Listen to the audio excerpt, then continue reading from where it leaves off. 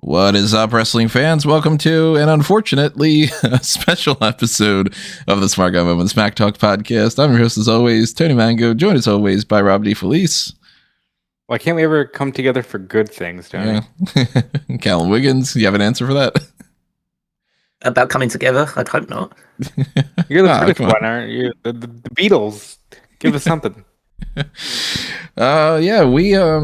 We did not have this episode planned. If you didn't follow all the schedule stuff that we had talked about previously, all the recordings that we're doing over the course of these 5 days or so are all kind of haphazard. The original plans were recording on a Tuesday or Wednesday or something, doing a different thing, then switching over, doing this, doing that. I recorded the Fantasy Booking WrestleMania 43 thing last night.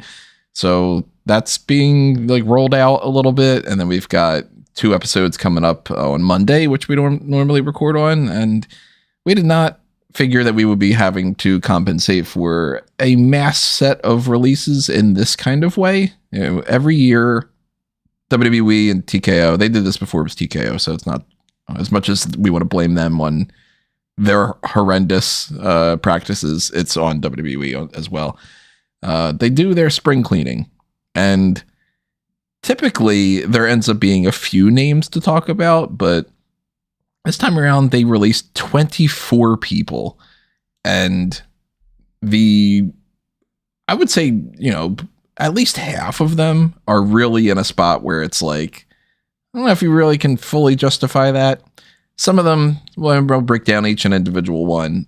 Some of them are, we could see that coming from a mile away, but a few of the other ones are real shockers. And we got a lot of requests of people asking if we could break this down. And unfortunately, they did it right after we got done with the hot tags. They started to release people, no joke, as I was uploading the video, which is really annoying because we would have obviously been just, doing the rest of the episode the way that we normally would and kind of address it like that. But they released people over the course of a few hours and really kind of put the damper on an episode of SmackDown that otherwise would have ended up having some fun things going on. We got some people that are joining the SmackDown roster with Fatal Influence and Blake Monroe and Ricky Saints. And, there's this post-WrestleMania kind of refresh going on. This isn't the type of refresh that we're big fans of because it's always unfortunate to see that somebody's lost their job. And that's, before we get down into anything, everybody needs to know when we're talking about this, that's our position on this. It sucks that these people got fired. We hope that they bounce back and all that. So we're going to talk about our usual reactions to these things. Who do we think was unjustifiably released? Who should we hope to see in AEW or New Japan or TNA or wherever it might be? Which people are we really annoyed we're not going to get to see matches for, all that good stuff. And we invite you to do the same. So that's why we are doing this as a live special. So hop on in, take advantage of the live chats and the super chats and all that stuff too, and tell us what you think about these things. So I don't have much of a game plan here other than to, I guess, in a general sense, talk about some stuff and then go down the line and kind of talk about some individuals. Obviously, we're going to talk more about certain ones than other ones, but in an overall perspective, I was looking at this list and I was going, okay, this kind of makes sense. This kind of makes sense. Whoa, wait a minute. That one? Whoa, wait. Can we kind of stop a little bit?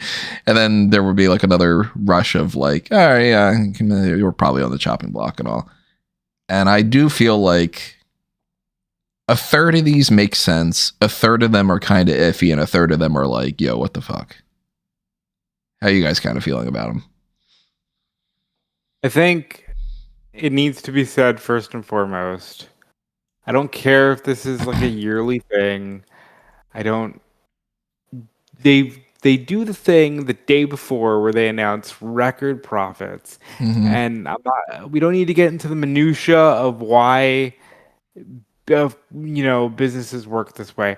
You can't announce record profits, fire a bunch of people, and then go, yeah, it's business. Now, if the Suits and TKO want to do that, that's their prerogative. I fully disagree with that. But there's no reason for you or I or Callum or anyone who's just a watcher, a viewer, to be like, well, that's business. That's ridiculous. That's absolutely, you gain nothing from being callous and corporate and cold like that. I don't understand why you released, in some cases, a talent that you just brought back a year ago.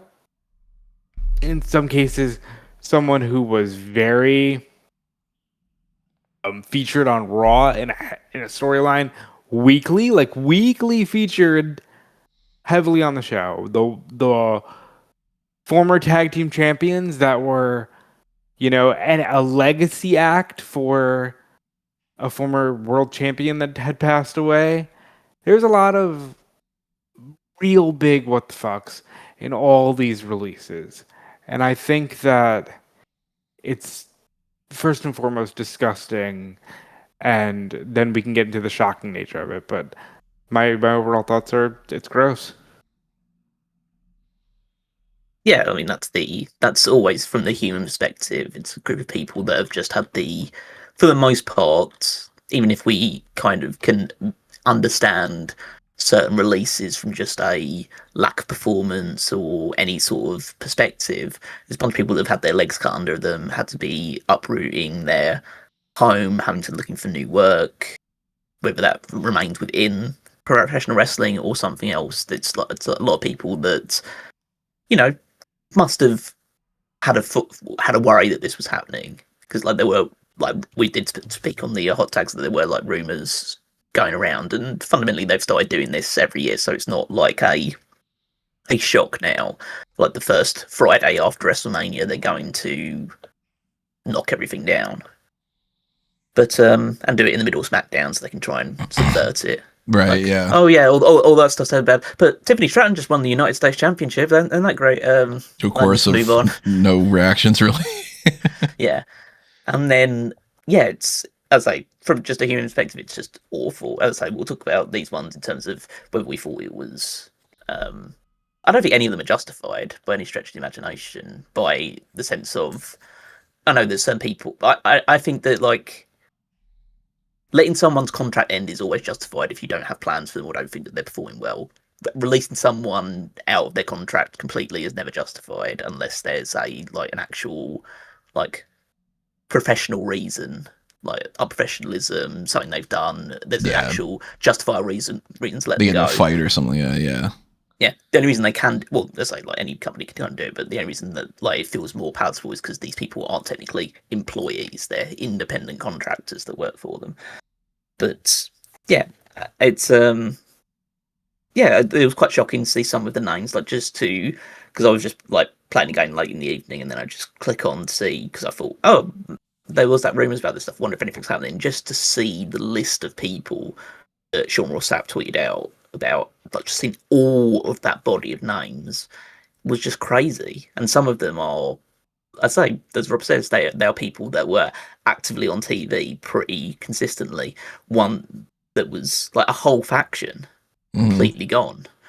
And so I'm not excited to talk about it. It's the morbid excitement, after a car crash happens. It's an interesting thing to talk about, especially after a hot tags, which is pretty lukewarm by the standards that we can have.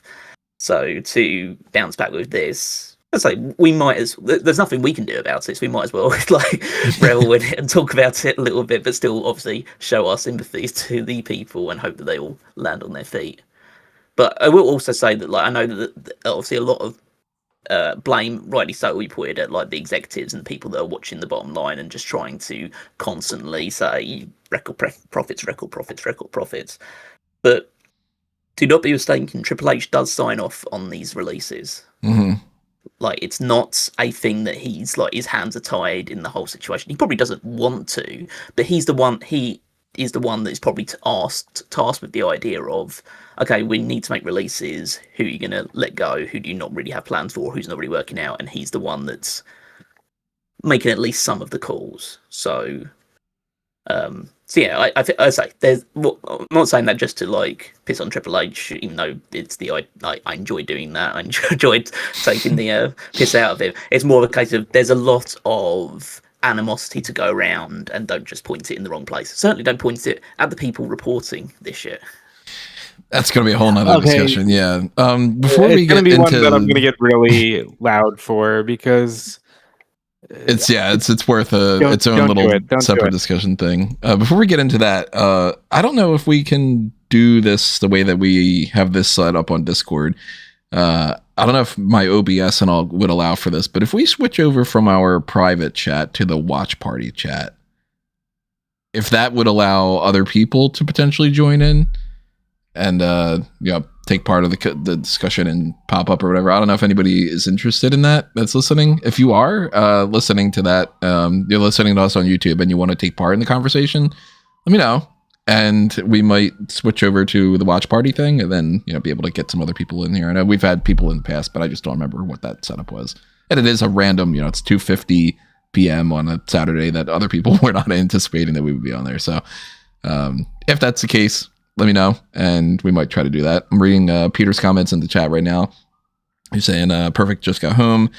Where did you get this info? I saw some releases on Smark a moment before Fightful. I think that might have just been that I updated it quicker. Yeah, I didn't get my information from anybody other than Sean and some other reports out there. I don't have any backstage stuff on that.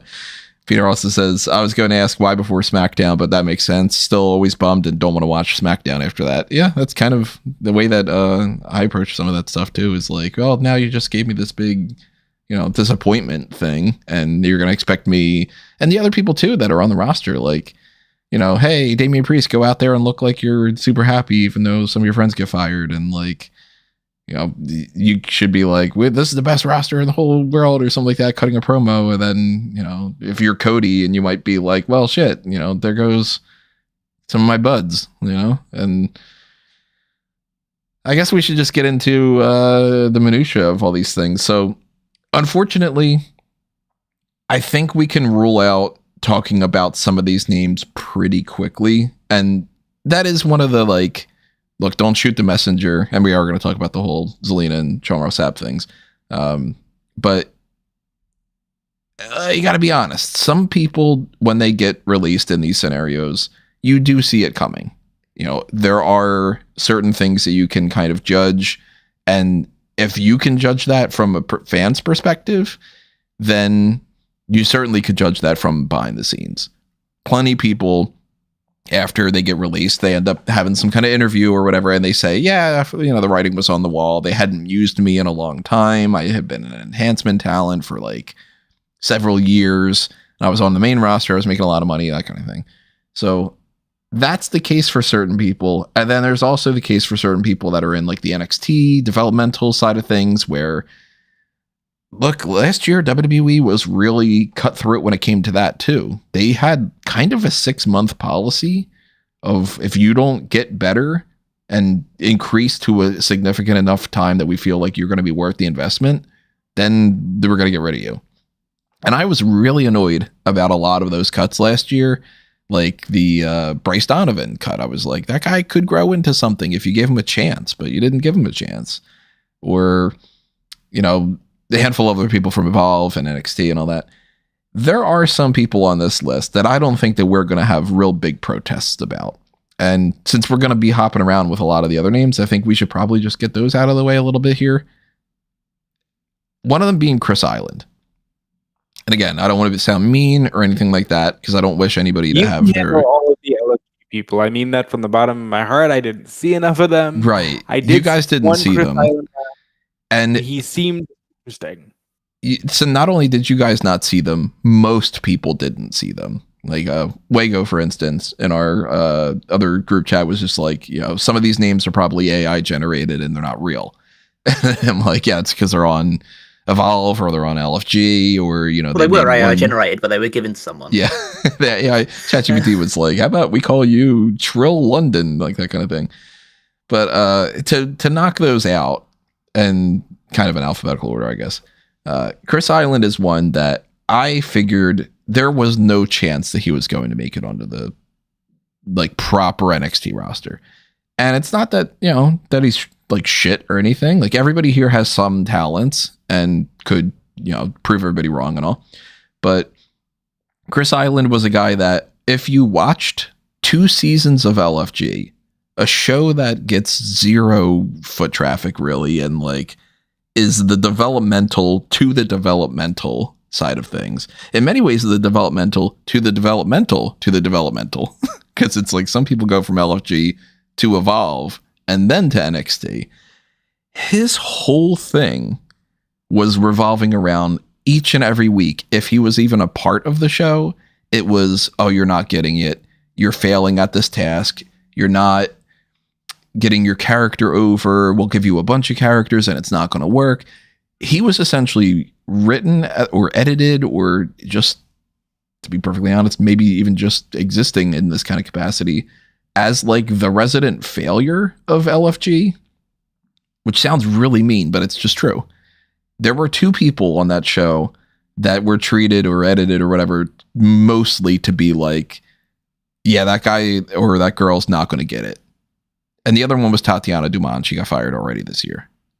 So I wasn't surprised to see Chris Island's name on the list. They gave him all that time. They clearly didn't think that he had it. Okay. Then you release somebody like that. Dante Chen has been a part of the NXT system for how long? And he went from being a jobber on NXT, effectively, to being demoted down to Evolve, and not wrestling more than a few matches on Evolve, all things considered. It wasn't like he was the big fish in a small pond over there for that. And he lost a good amount of those matches too. So again, the writing was on the wall. As entertained as you might have been, Rob, Dante Chen was going to be one of those names that we were like, okay, I get it. I was entertained, Tony. Thank you for saying that. And I think it's really cool that even a guy like Dante Chen got to do the thing where the final episode of Level Up was literally Dante Chen's gonna wrestle everybody on Level Up because this is the Dante Chen show. And I thought that that's really cool. And he managed to connect with a couple people, and that's amazing given what they were giving Dante Chen. Yeah, they're just like, there wasn't anything there to really, he didn't get to explore any other kind of character or anything, Sports Entertainment will live on. Peter saying, I had to go to SmackDown Hotel for these cuts for Chris Island and others just to know who they were. I only know Dante Chen from Tony. So it's like, if, I can't imagine that like Meltzer would be like, oh, Dante Chen is, his finisher is this and that, whatever like that. Like, people aren't picking up those names and bringing them out there.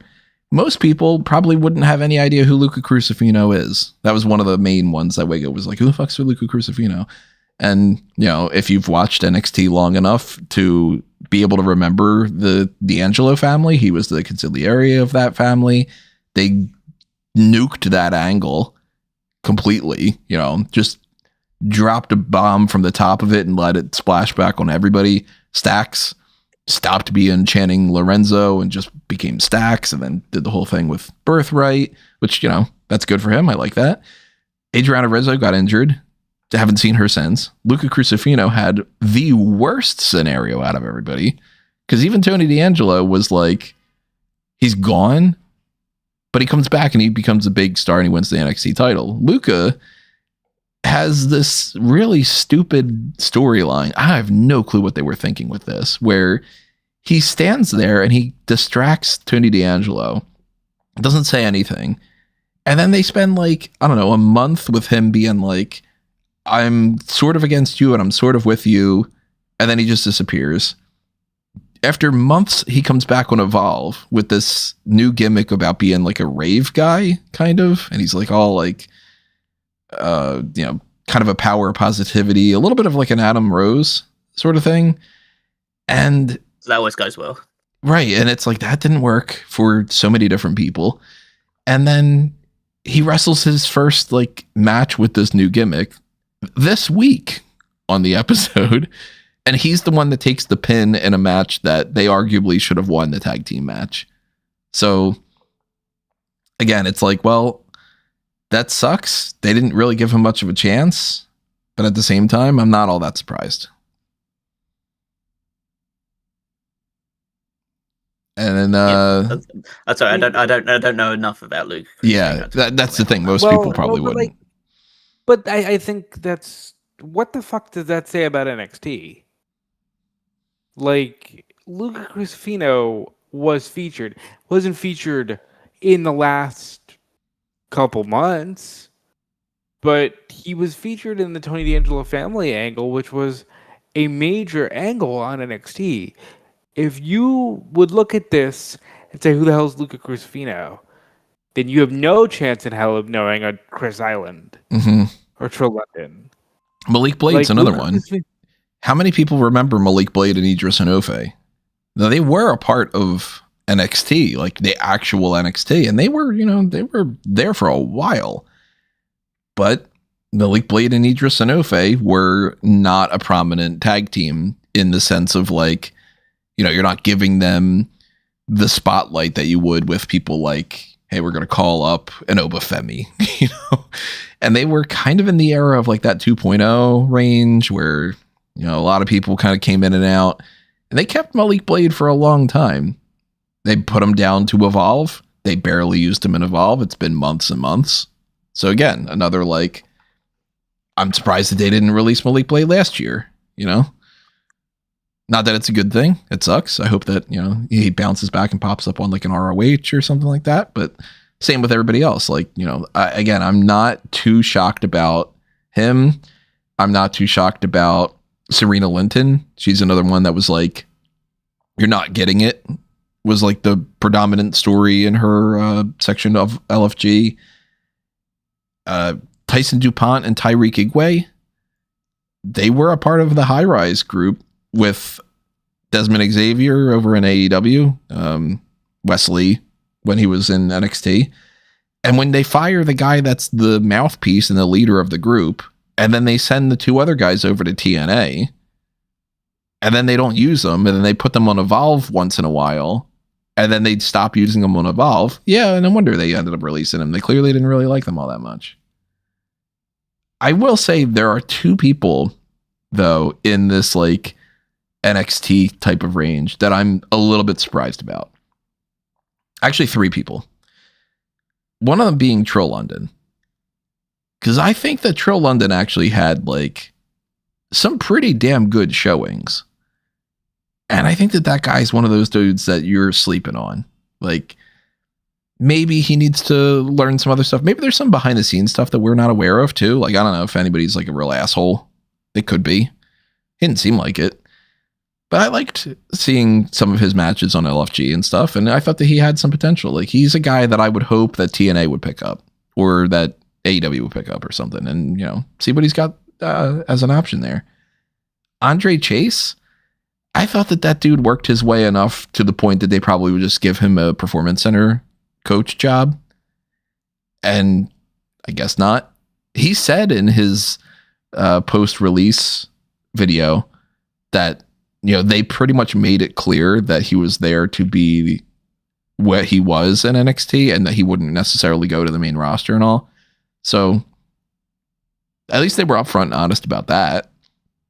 Yeah, I took that a little further. He made it sound to me like when they said you're never making it to TV, I just assumed he meant I wouldn't even make it on NXT TV. And that's why he was so grateful that, they were so pushed and people got behind it because maybe he didn't even think he would make it to NXT TV. Maybe it was just like, we're going to give you a shot to pop up behind the scenes too. Yeah. And he ended up having a good run in NXT, all things considered. Andre Chase, was not winning world titles and stuff, but like JCU was, they were popular. I liked them. A little bit confused about why they like split them up, and then like, what is it about Cale Dixon that they didn't release if they, kept him, but they, the whole thing. But the biggest confusion thing for me on the NXT side of things for this is Tyra May Steele. They gave her the LFG win, which again, it's, it's scripted. It's not the, a legitimate competition in that way. But the idea behind winning LFG is you earn an NXT contract. You go straight to NXT. The male winner of that season was Jasper Troy, who immediately went to the NXT roster. Very quickly afterward, won the WWE Speed Championship, all things considered. But he was having like a prominent match against Ricky Saints and stuff.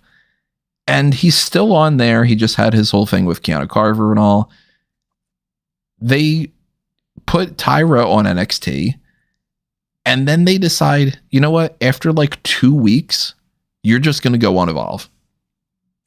And she's been there ever since. Now she technically has a match coming up because they recorded Evolve in advance. So, you know, you're still going to see her against Callie Armstrong. I think it's next week or the week after. And they take a person like the two winners of the next season, Shiloh Hill and Skylar Ray, Danny Sikulski. Skylar's popped up, I think, twice. And that's not really all that great of a good spot for her. Shiloh Hill is just like, he's a legitimate member of the roster. Like, you know, the guy's working out really well. But I'm like, damn, you went out of your way to recruit this Olympic athlete and to basically give her the same, hey, we might have another Kurt Angle on our hands. We might have another Chad Gable or a Mark Henry, you know, like we're going to take somebody Gable from Stevenson. The Olympics. Gable Stevenson. Well, I was going to say, you know, these people that worked out and ended up having these long careers, and it ended up being another Gable Stevenson, where it's just like, we're going to put them through this system and it's not going to work. And by now, after Gable and Tyra, I got to assume they're not figuring out how to make these Olympic athletes into WWE superstars with this system. Yeah, it's somewhat, I would say, somewhat surprising one because, as I say, with these sort of caliber of athletes with some sort of cachet coming into it of being an Olympic gold medalist, you would think the chain is a little bit longer for them, where they will be given opportunities. Yeah, I think it's a case of too much too soon. Like, you can't anticipate, just because she's an Olympic gold medalist, that is immediately going to translate into professional wrestling. Like, Kurt Angle is one of the fastest rising people to take up pro wrestling and being able to adapt to it as quickly as possible. It doesn't always work like that. As you see, like, the two people that have won a wrestling gold medalist who have been in WWE prior to Tyra May Steele are Kurt Angle and Gable Stevenson, and they are the two opposite ends of the spectrum about how this can go. So the issue with Tyra May Steele is that they had her win LFG, which again, it's not like the biggest, it's not like everyone's watching it and people care like the greatest deal about it, but it's the first season, so if anyone's going to be watching that season, it's that season. Right. And you have her win it, and so there's an immediate expectation attached to her. You can't just, what they tried to do there, but like, you realistically, you can't just go win that thing, you get an immediate NXT contract, and then if you don't think that she's working out, they will say, okay, we're just going to put you back in Evolve, because then it just immediately paints her in a bad light, or Right. it says like, oh, we've made a mistake here doing that.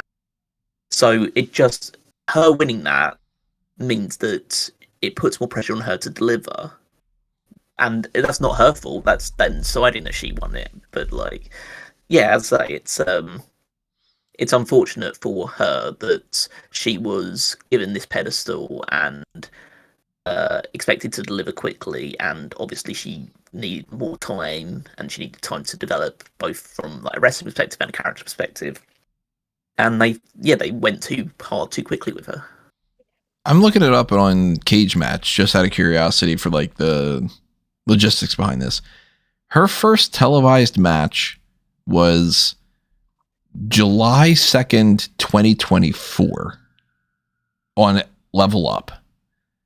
So she wrestled 6 matches on Level Up in the course of July through November of 2024. She gets put on LFG. So that goes from December 2024 through, what's this, May of 2025, which, you know, she's only been a part of the roster for not even a full year at that part, where she wins the LFG tournament. And not tournament, but, you know, the show. After that, out of 31 televised matches that she's had, not even fully 31 because 2 of them are the Booker T ROW promotion, so those don't really count. She wrestled 1 match on NXT against Ariana Grace and was given 2.5 minutes for it. Then Evolve, a mixed tag on NXT, an Alba Fire match on NXT, a loss to Kalani Jordan on NXT, Evolve. She's only been a part of the roster for 2 years. And you gave her Level Up, LFG, Evolve, and Booker T's promotion. And 4 matches on NXT with a big gap in between them. You know, one of them's June, then the next ones are 2 in August, and then 1 in November. How can you possibly consider that giving her much of a chance? Certain people are like in NXT for years. Like Angelo Dawkins was in NXT for how long? A very long time. A long time. And yeah, some of those after they are there for a long time don't end up working out in the grand scheme. Like Aaliyah was there for like fucking forever. They put her on the main roster, then it ended up not working out and all. But like Dawkins is a perfect example of somebody who they waited, they worked out what were his positives and his negatives. They eventually put him in a tag team that works, and then he's been on the main roster for, I don't know, fucking 8 years, something like that. He's done everything there is to do. Pretty much for like, you know, he's accomplished way more than I ever would have thought when he was doing that like stir the pot thing as a solo wrestler on NXT. They're too impatient with some of these people. And I think that like Tyra was, you know, she didn't get the character down stuff down all that quickly, but who's to say in the next 6 months she wouldn't have figured out her character and she wouldn't have been, you know, all systems go. It's ridiculous how quickly they fire some of these people when they keep other people super long and you're like, yeah, that's not working, but why does that person get a pass over somebody else? And the only thing I can think of with Tyra is that maybe she wasn't necessarily interested in doing this anymore. And Peter brings this up in the chat saying maybe she wasn't renewing her contract. It wouldn't shock me if she was somebody that voiced that like, yeah, I don't know, maybe I really want to do just like regular, you know, actual athletic competitions or something. And this isn't quite working out for me or something. Because some of these people I could see not even being in wrestling anymore. Like Serena Linton maybe doesn't pop up anywhere else. But if they flat out just like fired Tyra because it was like, well, you haven't become Kurt Angle in a year and a half. Fuck me. Come on. You can't hold people to that kind of standard. Yeah. Obviously, I think that there is definitely like a real potential that it was a case of, like you say, that maybe she wasn't interested. Maybe she was going to not renew her contract and they just got ahead of it there. But if there was a desire to continue and they decided to let her go, it speaks to one of two things, I think, or maybe a combination of both. One, as I say, you start her off in this big, kind of more bombastic way than other people do, and so it sets a higher expectation on her that she has to fulfill through no fault of her own. The second thing is just the women's divisions, or like just women's athletes in WWE, is so much more cutthroat than I think the men's side is. Not to even just use the women, but I think that because the talent has got a lot better and that there's now a heightened expectation, especially among NXT, where the women's division is like the real draw of the show. Beyond certainly most of the men's stuff, then again, it just feels like if you're not hitting the ground running on the women's division of NXT, then you're going to get lost in the shuffle very, very quickly.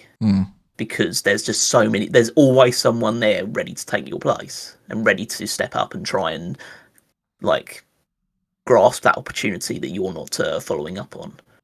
Again, not the actual person's fault, because some people just take longer to develop than others. But when you get into a situation where certain people are going quickly, the ones that feel like they're taking more time are just going to always appear more expendable. And there is something to be said about expectations versus the output that they expect people to have from one person to another comparisons, because unfortunately this is just the way that it works in life in general. If somebody doesn't have high expectations for you, you get away with a lot more. If they have high expectations for you, they are very quick to be disappointed in you. The kind of mentality of like, oh man, that person that clocks in for work early every single day clocked in a little late today. Well, we can't have that because we depend on you to be the very early person. And then the person who is late all the time gets praised because they popped in early the one time. And it's like, oh, that's so good. You stepped up from your little expectations that we had. So like somebody like a Tyra May Steele, they might have had her as like, she's going to be the next big thing. And then after a year, they're like, she's not quite at that level yet. So we're annoyed about it more than they would with somebody like, say, I mean, if you look on the roster right now, people kind of are fluctuating between the Performance Center and the NXT side of things and the Evolve side of things. But like, I would say, and I don't think that anybody would go like, oh, this sounds kind of crazy.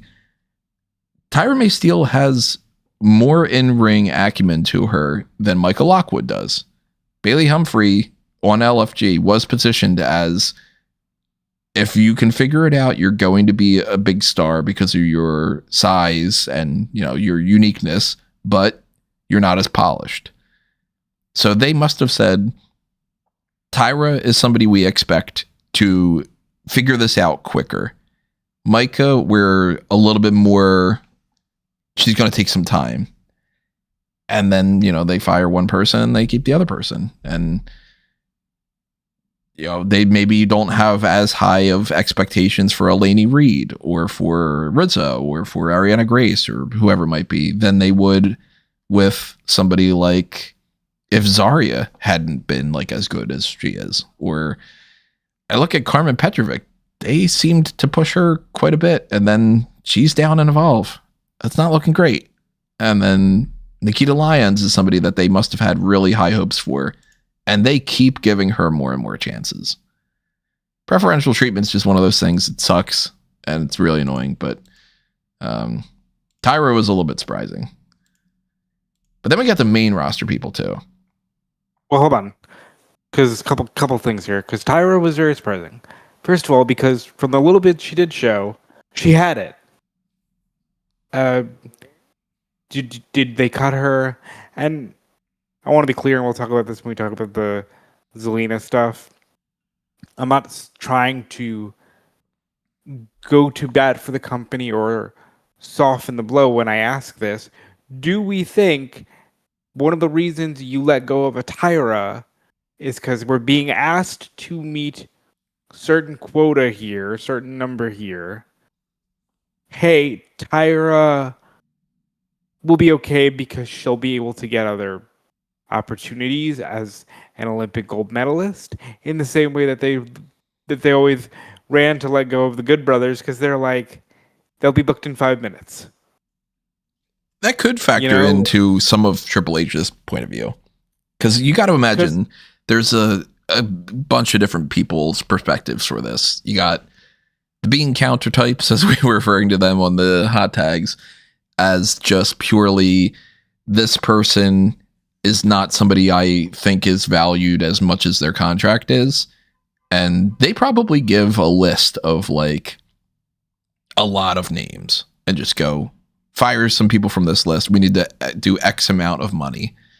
And then somebody like a Triple H probably does think, this person's not progressing quick enough. This person is going to be fine if we release them. This person is, well, we'll call you in the future, because they do that once in a while. Look at Sloane Jacobs. Eventually they fired her and released her and brought her back.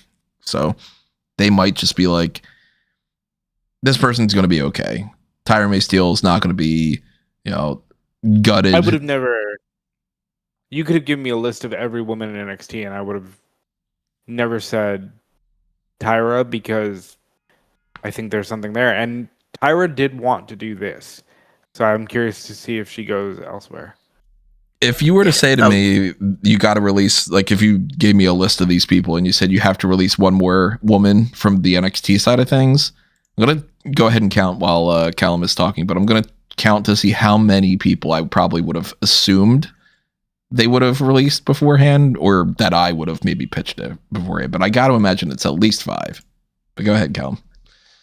Yeah, I was going to say, like, I didn't know whether we were going to, like, wait until the end to talk about, like, where they could potentially be going and stuff like that for the people we talked about. Obviously, most of the people we've spoken about so far, I don't have a real steer on because I haven't seen pretty much any of them. The only 2 that I can really comment on is, like, Andre Chase, because, like, he wrestled for a long time before getting to NXT. Like, he debuted in 2008. Like, he's a veteran of professional wrestling, so I don't think Hon Barado, as I assume he'll go by, returning to his roots, will have too much trouble finding work on the independent scene moving forward. But Tyron Ray Steele, I think if she is passionate about this and she is committed to getting better, I think she should go to the LA dojo for New Japan. I think that'd be cool. I could see that definitely happening. I think that will teach her the fundamentals, which I don't think. I've always been very skeptical about how effective the Performance Center is at teaching the fundamentals of pro wrestling. Because, yeah, they'll teach you how to roll and all this other stuff, but I feel like, especially for the women's division, they try and go flashy very quickly. They are interested in gymnasts. They're interested in people that can do this more acrobatic style of things, which works out for people like Sol Ruka, because then they do it and then they pick up the more fundamentals of pro wrestling as you get going. So there's nothing wrong with that necessarily, but I feel like if you want to know because New Japan always works in the complete opposite way. They teach you the fundamentals. They won't let you wrestle in gear that's colourful until you know the fundamentals inside and out, that your only finisher is a Boston Crab and you only can use certain moves just so you can learn and get better. And you have to get that down before you can start expanding on your character or start introducing more flashy offense and starting to build more of a general personality. So I feel like that could be a good education for her if she does perceive this as like a long-term thing that she wants to work with. Because I think both having experience in the Performance Center, having that initial TV exposure, then going to a place which is more focused on the fundamentals of pro wrestling would be a good step forward, because I don't think she's ready for anything bigger than that right now. I agree. I think that's a great spot that she could go. And like she could, tour the indies and learn some stuff there too. But New Japan would be an interesting one for her. We might as well talk about the other ones and just kind of close the book on the NXT side of things for that. I don't think Chris Island's going to pop up anywhere but the indies. I would assume Andre Chase would be at least looked at from, some other people, but I could see him maybe popping up on like an MLW, maybe NWA, something like that. I think GCW type indies maybe at a push TNA. I don't want to say much about MLW just yet, because I feel like a lot of people, we're going to talk about soon, the MLW is going to probably be my answer. So, well, I think MLW could be an answer for Chase if he's going to continue this kind of gimmick. Mm-hmm. I also think he's one of the names that, while won't ever really be signed, I could see him doing a lot of extra work on ROH. I can see that too. Like, there's something to Andre Chase he's not going to be Andre Chase, but Harlem Bravado or whatever name he wants to go by, that maybe you bring him in as that same sort of role for another company. I would say he's been wrestling for nearly 20 years. He's Right. got a lot of experience and he's wrestled in a lot of environments, both from the WWE side of things to all that time on the indies on Ring of Honor and TNA. He did a few bits pieces for. So, like, that expertise will be valued somewhere. Dante? He'll do the indies. I think there are promotions that are like burgeoning in Asia, where obviously he's like from Singapore, so he's one of the few wrestlers that have reached like a certain level of prominence from that area. So I imagine there's places there that he could probably work and help build up the scene there. Maybe even be like their top dude. Yeah, if that's what he's interested in. Luca Crucifino. I don't know. He'll be popping up on like NWA or something. smaller independents. You know what I mean? Or maybe he takes that rave gimmick to Glastonbury. I'm always curious what their names are going to end up being too. Like, do you take a Luca Crucifino and do you try to do some like Lucafino kind of thing or something, or do you just go with like, yeah, I'm going to be, I don't know what his real name is. It's probably something not even remotely. His real name is Roman Macek. Yeah, so like, is this like Roman or Macek or Macek or whatever? I'm he him. He could make so much money. I'm Roman from WWE. Go do all the signings. Imagine that, yeah. And then when then they figure it out, then he just flips it now. And I'm Mace from WWE. Yeah. And then there will be the occasional guy who says, "You're Luca Crucifino." I mean, that's money. Yeah. Look at that. Sometimes you pull some pretty interesting ones. Like I always go back to I thought it was hilarious that Chris Masters and Luke Gallows were like, I'm gonna be Chris Master and you're gonna be Luke Gallo. It's like, technically speaking, he took the S off and it still works, you know. But Malik Blade is a guy that I could see wrestling a match or two here and there, but I don't think that like Tony Khan's gonna pick him up. I don't think that TNA is gonna pick him up. The passion's there for sure. If he wants to keep wrestling, he'll find his way onto some TV. You guys don't know anything about Serena Linton, right? No. Yeah, so I don't think that she's going to pop up anywhere. Trill, I very much am like, if I'm TNA, I'm picking up Trill London. You're going to lose Leon Slater. You're going to lose the Hardy Boys. You already lost 3 of the Rascals. I think he can fill that kind of void. And then Tyson DuPont and Tyreek Igwe, maybe they made a good enough impression on TNA that they might pick them up, but I don't necessarily think that that's not going to happen. You know, they can't afford almost, you know, how many people can they really put on the roster? They're only signing them on like part-time deals, like because that's all they do really. No one's signed exclusively to TNA, so you know if they're interested in knowing, that seems like a good place for them. I don't see them like, well, I say either that or just like working the indies as a tag team. Maybe they don't even want to continue with the tag team. I don't even know how much they got on while they were there. So yeah, we don't know what the contracts are and stuff too. Yeah, exactly. So who's the guy in LFG that kind of had like the more martial arts gear, like the? That's Chris Island. Yeah, I liked that. There was something there, and I think because I looked up Chris Island and all the pictures I saw, he was in a traditional. Yeah, that the like karate gi thing was like his 4th gimmick on LFG. I think that was cool. I think the one match I did see was him with Trill London because you are a really big fan and I wanted to check it out. And the unique gear stood out to me. That shouldn't be enough though. If it's just, yeah. But if he's really passionate about that too, he can prove everybody wrong. Like, you know, that's what you got to hope for at least. We have main roster people to talk about too. And some of them very surprising. Some of them, again, not super duper surprising. Like, I would say it's not all that shocking that Santos Escobar is on this list. You know, not that I would say like, oh, of course, like, yeah, you should fire that guy. It's pretty shocking.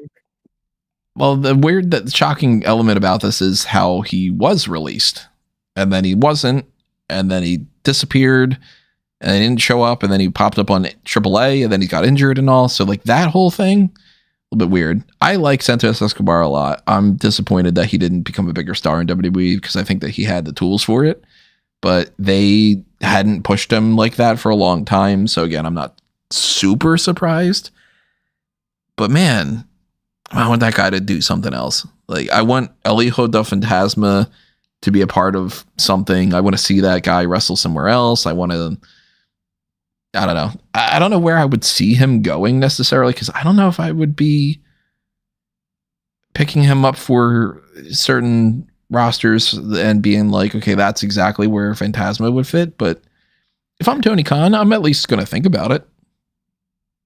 You know, put him on potentially on AEW or. If he wants to wrestle, he'll do CMLL and New Japan, and he'll find his way onto an AEW card at some point. New Japan could be pretty fun. But also, he's fucking injured, and that was wrong. Like he just had to undergo another surgery because his previous one there were complications. Like, it sucks that he was released. And Peter asked in the chat, is it legal to fire injured superstars? Yeah. It's just a dick move, but it's technically legal, I guess. Yeah, I mean, we'll get to another one later on. Yeah. Who's been injured for a while, but yeah, I think Santos, the safest bet is CMLL, just because, like, obviously can't go to AAA now with that kind of connection. I don't think it'll be an immediate thing for AEW. They might look at him at some point and give him a potential opportunity, but I just when it comes to AEW, there's like they are being way more selective when it comes to this stuff. And like for a lot of these people, I know some people suggest AEW, and I'll push back on a lot of them and say it's just not going to work. And don't get me wrong, like my suggestions are I'm always going to come back to the Tommaso Ciampa thing, saying I absolutely was against the idea of them signing him, and they signed him, and it's been an absolute, like, the smartest decision. That's why Tony Khan makes those decisions and I don't. But I think that Santos Escobar will probably work best in, as you said, either a New Japan or a CMLL environment. Yeah, I think CMLL would welcome him pretty well. But it's one of those things where because he's historically worked with AAA now as part of this, I wonder what his kind of association, how, because the CMLL and AAA thing is so bitter. It's sometimes difficult to get people that have worked from one side to agree to come over and vice versa. It's just so yeah, we'll have to see what his position is, and who knows who is behind this Lucha Underground thing as well. Yeah, that's another, because who knows what's happening with that. Yeah, because he was on Lucha Underground, so if they want to bring him back into the fold there, then was he King Cuerno? Who was he?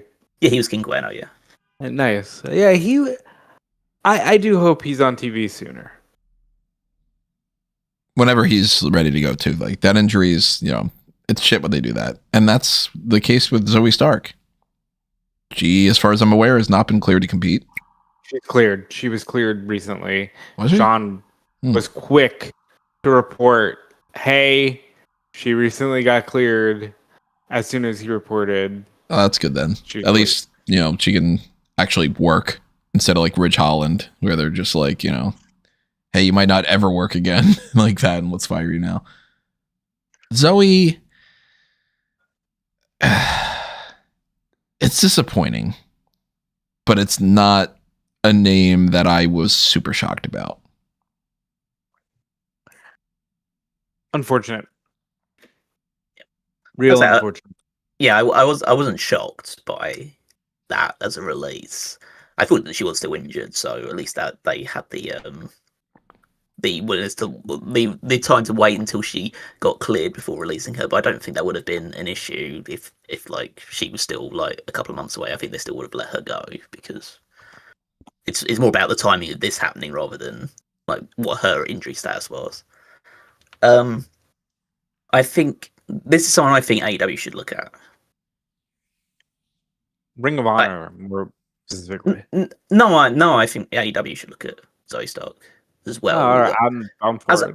As a Ring of Honor thing as well, I think Zoe is someone who is, I don't say misunderstood because that feels bad. She doesn't have a ton of personality, that from what we saw in WWE. But I feel like she is very, very good at wrestling. And I think that she does have a lot of potential. Obviously, we don't know what the impact the injury has had, because these serious, like, leg injuries can really derail someone's trajectory in terms of just their speed, their explosiveness, all this other stuff. But she did strike me as someone who just got it from an in-ring side of things. And maybe being outside of the WWE sanitized approach of it, which can work for people. As I say, it works differently for some people. It's where some people will thrive and some people will fail. Being in a place where she is more, I guess, it's more put upon herself to come up with a character, it might work better for her. But I feel like, for me, for her, it should be, she should either be looking at, AEW should give a look at her. I'm not saying that they absolutely should sign it, but I think they should give her a look, whether that's through Ring of Honor or anything else. Or she should be looking at Stardom. And I'm gonna make a TNA suggestion here, not because I think that's the best landing spot for her, but because I think that company needs somebody like her. Yeah. She can come in and be immediately, that's an established name. That's somebody with some, solid abilities. Like, they need her so badly in that division. And not that I think the PFC was the greatest thing ever, but there's a built-in relationship with Sonya Deville if you want to bring her in there. I believe she's still doing the heel authority character in TNA, so Daria Zoe Stark, Daria Ray, yeah. And like she could very easily be brought in like that with no effort at all. Like, just, hey, I signed a new person. This is somebody I'm familiar with. She's whatever her name she would end up going by. I don't know. I don't know if she's gonna go back to Lacey Ryan or get a new name. And then it's just like, okay, she is the person I'm bringing in to fight with Indy Hartwell. I think that TNA could be a really good spot for her. I like the suggestion of, even though I'm not watching things like Stardom and stuff, I do like that suggestion too, of like, go to a place like that, prove them wrong, earn your stripes in a probably very quick manner to be like, fuck you, this is what I could do when I'm outside of WWE. And then maybe an AEW comes calling and just goes like, yeah, all right, yeah, come on board. We could use them. They certainly could use more women in that mix. And we'll get to one of those a little bit later on too. Two of them, actually. I would say, yeah, I would probably, I could see her going, Zoe, I could see her going to TNA relatively quickly. Wouldn't shock me. In at least no sooner than 90 days, at the very least. Yeah. Well, I mean, I don't know. Some of these, it's weird with the whole, and this is one of those things. It's the NXT ones that are 30 days. Contracts. Yeah. Well, 30 days unless their contract was up all the way. Yeah. And some of those are, we're not signing them again. Some of them we're firing them early. We never really know. And this is where I want to briefly mention Sean Ross Sapp. Yeah, I was going to transition to that too. With the idea of the departures, you mean? Okay, no one hates that language more than us. If you ever listen to this podcast, you know how we feel about fluff speak and things like that. He specifically was using that terminology and explained it in the middle. Because he had originally said Nikki Cross released, and then he said, actually, we should say departures because we don't know which of these are contract expirations and which of these are firings and people quit, right. Or yeah. That is why he used that language. And everybody getting on him for softening the blow. Yes, it sucks. You know what else I thought sucked? And I tweeted this out. When you had Mustafa Ali and people like that having to publicly say, I am no longer with WWE. Mm-hmm. That also sucked. Because that was the company directing them to soften the blow. Their own blow. Imagine being fired and then being told, you have to release this information. Yeah. Yeah. You need to be the one that gets any kind of, like, we're not going to hear any of the backlash Fuck, I'm gonna have backlash in my head so much lately with this whole backlash thing. You're not gonna get any of that kind of spillover because we're gonna put it on you. It's really shitty of them. I really fucking hate that. But we might as well mention the Zelina Vega thing. So, Aleister Black and Zelina Vega are two of those. And they are arguably the biggest names out of all this. You can make an argument, Kairi Sane, you can make an argument, Motor City Machine Guns, Wyatt Sicks, Alba Fire. But Aleister Black and Zelina Vega are in this group of releases. And man, what the fuck? You know, like, for multiple different reasons. Like, I have always sung the praises of Zelina Vega. I thought when she was just in the tag team in TNA with it was Sarita and Rosita. Sarita and Rosita, yeah.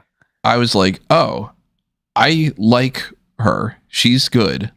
And she seems young. And I want to see her in WWE. I want to see what her career grows and all that. I remember, just as far as like, cause it's a big part of this, people's looks. Somebody's a jacked up monster. You're like, hey, sign that guy. If somebody you got a really unique look, they stand out or whatever. I remember out of all the groups of people that were a part of the Adam Rose Rosebuds and stuff, specifically being like, yo, the B is really hot. Who's the B? Oh, it's Rosita. Okay, cool. Maybe she's going to pop up in WWE. And she gets there. She's Zelina. She's in NXT. And I'm like, she can talk. She can wrestle. She looks great. Fantastic. I've always thought that they never gave her a fair shake. And it's disappointing to see that she's gone. It's disappointing to see that Aleister Black is gone. He just re-signed this dude from AEW. And how quickly did they... 365 days since he returned to TV. It's so stupid. Like, they didn't give him much of a chance. Because he comes in and it's like, yeah, okay, we're going to actually push you. And within like 2 months, it's very quickly, yeah, not really. Both he and Andrade were in that scenario. And Rusev too. So I don't know, writing might be on the wall for Rusev. But... Well, no, he's holding up the Intercontinental title on Raw. At least. I mean, but yeah, at the same time, Aleister Black was supposed to be factored into the main event of WrestleMania. Actually, we should get into that right now. How do you go from, we want to get this guy into the main event of WrestleMania, and then you go, you know what? I think we'll put Pat McAfee in there, and then fire him in like 3 weeks. The fuck? I want to be speculation light on this, but I do want to say that this was one where I had in my brain, it was like, I wonder if they said, hey, we're releasing Zelina. Do you want to, like, is this going to be a problem? Do you want to go as well? Has there been anything that she said about that? Because part of the other discussion about the Zelina side of things was the whole thing where she was saying about, when she got notified of her release and all. I only saw that she said she wanted to defend the U.S. title more and in other countries, and they said no. They fuck her up so much with that title reign. Like, there's no justification for that. They gave her that belt after weeks of like bullshitting, and then they spent like 2 months where they didn't give her a fucking chance, and then she's like, I guess I'll beg for a match. And then they waited like 2 more weeks and she lost the belt. That was shit. Yeah, I'm not a fan of how they used her. Because quite frankly, I thought that I always thought she did the most with what she had. That backlash moment a couple of years ago. Probably like 3 years ago now, geez. Iconic. Puerto Rico. Yeah, that was 3 years ago. There was all the stuff she did with Andrade. And this is the one I'll say. She's not going to AEW, but I'll always push for her to be paired on screen with Andrade just because I thought that was magic. I really did. And especially with Andrade doing the best work he's ever done, like, that could only give her a boost. But yeah, that's likely not happening. Why would you say that it's likely not happening? Well, we're going to get into Aleister Black and how everybody's kind of just like, yeah, no. Like, there was all that stuff. Go ahead, Cal. I would put it this. Like, these are the two releases I have zero sympathy for. At all. I think it's a case of Aleister Black. I don't want to say God what was coming to him, because that's like fair, but like, you make your bed, you kind of have to lie in it at some point. Where you phone in most of your run in AEW and you refuse the job. Do we have any confirmation about that? I know that that's been a rumor for a while, but I don't know if that was, because that was the case surrounding Andrade and Rusev too. The only thing we have is like his word against it, but like, I really struggle with him because everything that he says with these sort of things, he always, like, he is so shady when it comes to this stuff. Like, I don't trust anything that he says about like anything, because I'm not saying that like he doesn't have a right to address the rumors about himself, but like, I can't imagine that AEW wouldn't have utilized him more, and there wouldn't have been these months-long absences from him if he wasn't difficult to work with. The same with Miro and Rusev. Same with Andrade before Andrade came back. I refuse to believe the otherwise, because he had two other guys in his faction, well, three other people with Julia Hart as well, but two other guys in his faction who were working constantly really had nothing but good things to say about them in AEW in terms of like Buddy Matthews obviously has been injured for a long time, so wait to see what happens to that. But Brody King has been a breath of fresh air. I don't want this guy coming in and ruining that momentum that Brody King has built up over the last year and a half. And from along the lines of like what MJF posted on like his Instagram stories, I don't think there are many people behind the scenes in AEW that want him back either. And I don't think there's people that I didn't hear that kind of pushback with Andrade, because Andrade has just come back and is working his ass off and is doing some of the best work of his, or at least his recent career. But I feel like there is a disconnect with Aleister Black, and I also think like just physically he hasn't recovered from his back injury that he sustained several years ago. I know he talks about it as well and saying that he wasn't suited back. He's a lot slower than he used to be. He's not as dynamic as he was during his peak in NXT. And I think that he has to lean a lot more into character work, and his character work is just too out there for me. Well, it's just too out there. It's just like it toes a poor line to me between the that Undertaker style, Bray Wyatt style thing, and trying to make it a bit more realistic and normal. I was never a big fan of this carrying cross manipulating thing. And it feels like it feels like they essentially stole carrying cross's Scarlett's gimmick. 100%. That was what they were at the end. Yeah, we've talked about that for the past couple months when they started this whole thing. It was like, you're giving exactly the same energy as that, like to the point that Zelina is almost effectively doing the same entrance as Scarlett was, and then Black is doing the I'm gonna tempt these baby faces into becoming heels thing, and then also being utilized in the exact same fashion of like failing at it and be like talking to a bunch of different people where they don't know where they want the person to feud.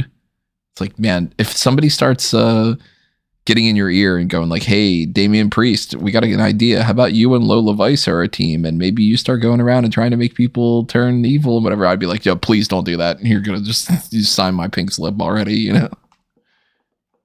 As for Zelina, I mean, I've still never like thought of her in a positive light since the union stuff that she was talking about. What stuff? The stuff that she talked about unionizing wrestlers, and all that push that she did following her first release from the company. When she got released the first time, she did this whole thing about we should unionize. She got really, there's a whole thing. As soon as she went back, she just says things to say things. I've seen not like tons of stuff, but like there have been reports out there that she's difficult to work with, that she is a bit of a diva when it comes to behind the scenes stuff. I think that these two are going to struggle to find sustainable work in professional wrestling moving forward unless they check their egos at the door. If that's I the do not case, think that- and I don't know them, but I could see that potentially being the case with the little bit that I know. I could see that potentially be, everybody could be different behind the scenes and behind closed doors and stuff. But if that is the case, then I can't imagine that they would be welcomed with open arms in AEW. I mean, just look at the way that she responded to the Sean Ross Sapp thing, which I'm going to bring up now, and I know Rob has thoughts about it as well, so I won't say too much. But the fact that she is targeting him for revealing it, doing his job, revealing this stuff because the company isn't going to do it themselves, saying that he took away her opportunity to say her piece, rather than be angry, because she'll say all the other things like "Thank you WWE for all the time. It's been a wonderful journey." All this stuff. And fuck the reporter that said this stuff before I had a chance to reveal it. It's like she comes across as a very unlikable person from the outside for me. And as I say, I don't know her, but I don't from what the bits and pieces I've seen of her, I don't have a lot of time for her. Now, the Sean Ross Sapp stuff for Zelina, and I can't recall if it was directly Zelina or if it was Aleister Black previously, but them having an issue with the way that Sean does things, and simply sometimes it just being the fact that Sean does things. Sometimes I worked there. I've never liked the fact that wrestlers were finding out in real time. That always rubbed me the wrong way, and I was open about it then. But to attack someone for doing their job when, according to Sean himself, he sat on that story for a couple hours. She said that she got informed at 5:09, and I believe his tweet was at 8 o'clock or something like that. It was close to 8, because the tweet about Aleister and Zelina was one of the rapid fire tweets from Sean towards the end. But to say, yeah, fuck that guy for what? For doing his job. For letting your fan base know that you were released. For, I don't know, doing what WWE, and this isn't a TKO thing because they stopped doing this well before they sold. Yeah. Because they don't have the balls anymore to just say WWE has come to terms of release for the following superstars. We wish them best in the best of whatever it is, yeah. Because they decided after, what was it, Black Wednesday in 2020, I don't know, man, maybe we just don't announce it publicly anymore. And they've done everything from having Sean do it to having Mike Johnson or Body Slam, or having the talent themselves say, I'm no longer with WWE. And does it suck that you didn't get the chance to say it before people found out? Yes. Is it his fault? No. Somebody else would have reported it, so you can't blame all the entire media for it. And also, didn't you have a couple hours that you could have done it? And I'm not gonna okay, you need time to process, whatever. Yeah, obviously. But to send people after the guy for, again, literally just being like, hey, they got released. And then people, side tangent, and then people want to bitch and moan and say that Sean put shit behind a paywall. None of that shit's ever behind a paywall.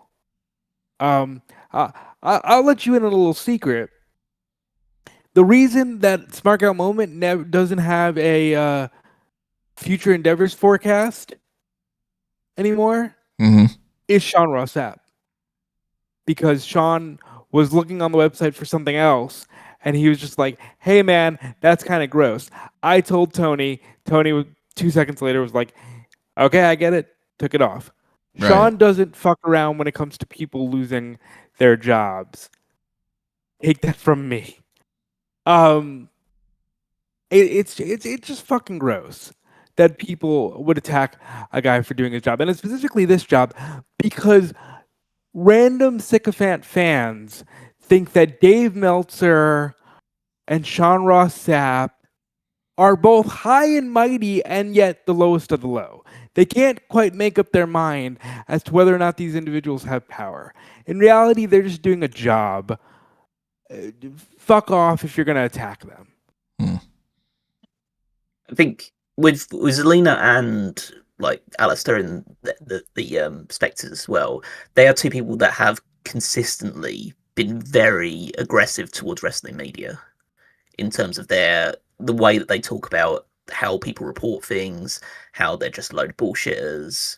They're really following the same sort of logic as your Bischoffs, your Bruce Pritchards, those type of people that will just discredit anything the wrestling journalists had to say.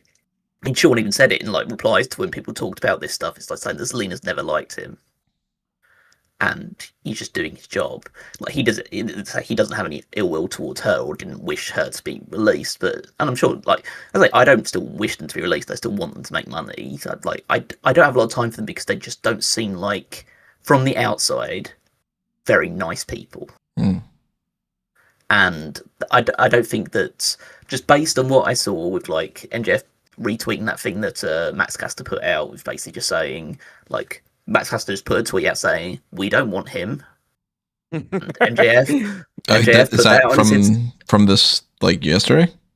Yeah, and he didn't say, like, Max didn't specifically say who, but we all know who he was talking about.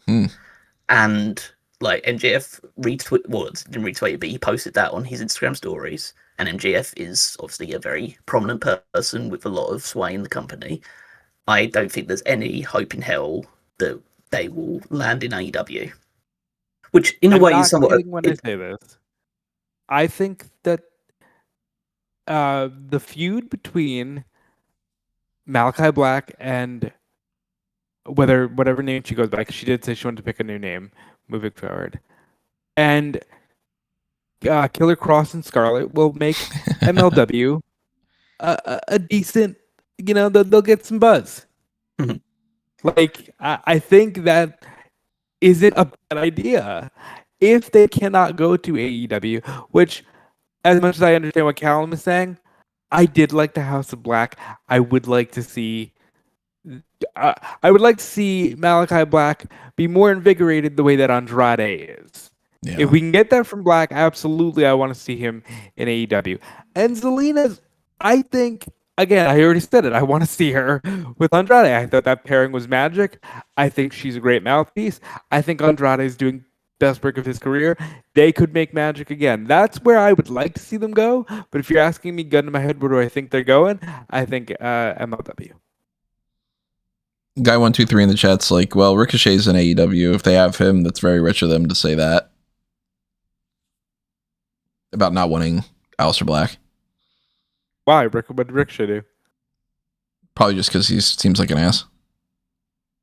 I think, he is a bit of an everyone in wrestling kind of an ass. He's a Twitter troll, but like, I'm not. He clearly but yes, you are. Couldn't even say that with a straight face. But at the end of the day, Ricochet will work with anybody, and he'll put anybody over. And in an ideal world, it would be like the perfect time for Aleister Black to come back to AEW and take on Malachi Black again, because, like, in the same way that Andrade is, the door is firmly closed. He's never going. I'd say never, but like, it's very unlikely he's going back to WWE anytime soon. Yeah. So, like, in an ideal world, like Andrade, he recognizes it and says, "Okay, it's time to play ball and make myself undeniable."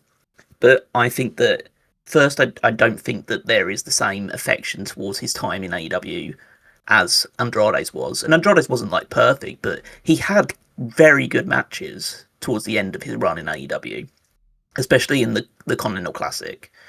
And I think that has instilled a lot of appreciation from Tony Khan towards him. And I think that the other issue, I think, is I just don't think the actual in-ring capability is there to the level that it needs to be for Aleister Black, Malachi Black anymore, which is totally fine in an environment like a TNA or a MLW or basically any other wrestling promotion to a certain degree, because you have that.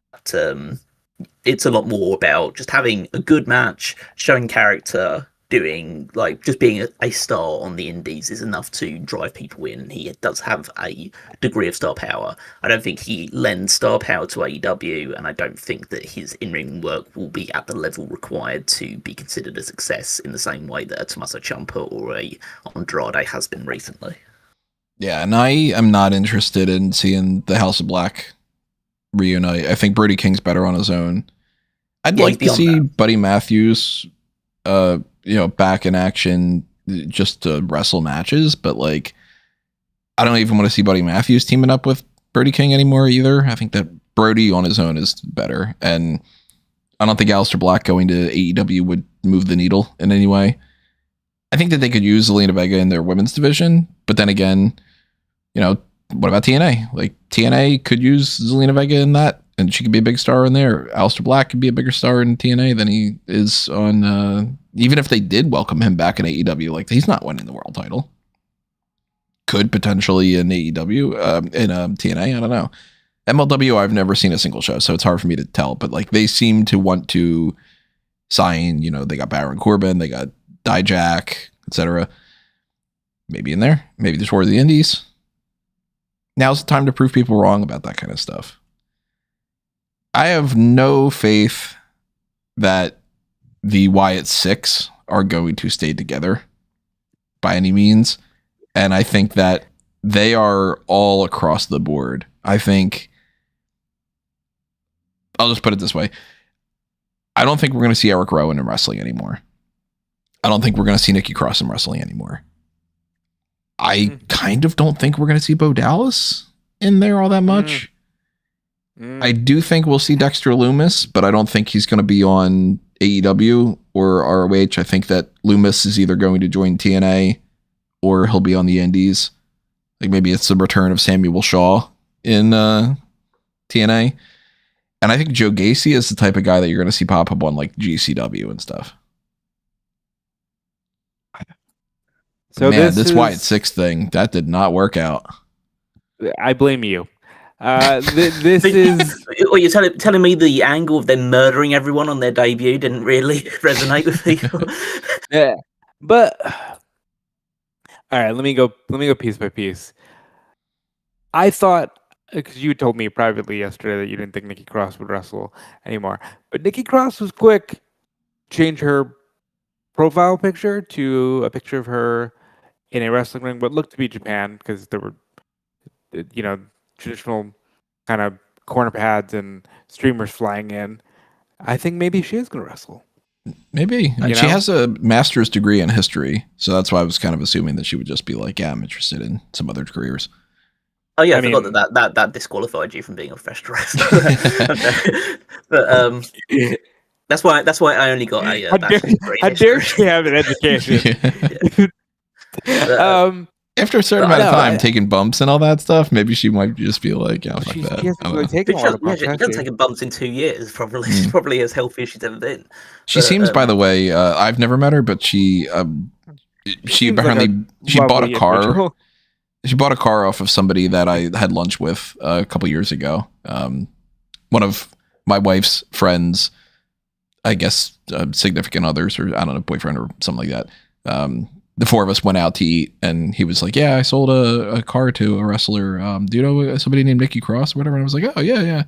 And then he was like, oh, sweet person, the total, she was amazing, all this kind of stuff. So she seems like she's a really cool person. I never met her, but.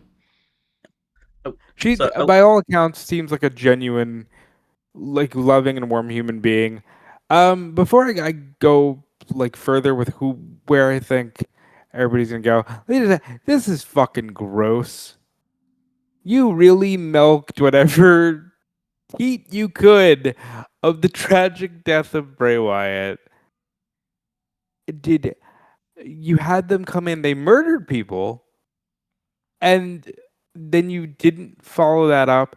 And I know that both of you will say It wasn't there in the ring for Callum, and Tony's never been a fan of a lot of the extraneous Wyatt stuff. Mm-hmm.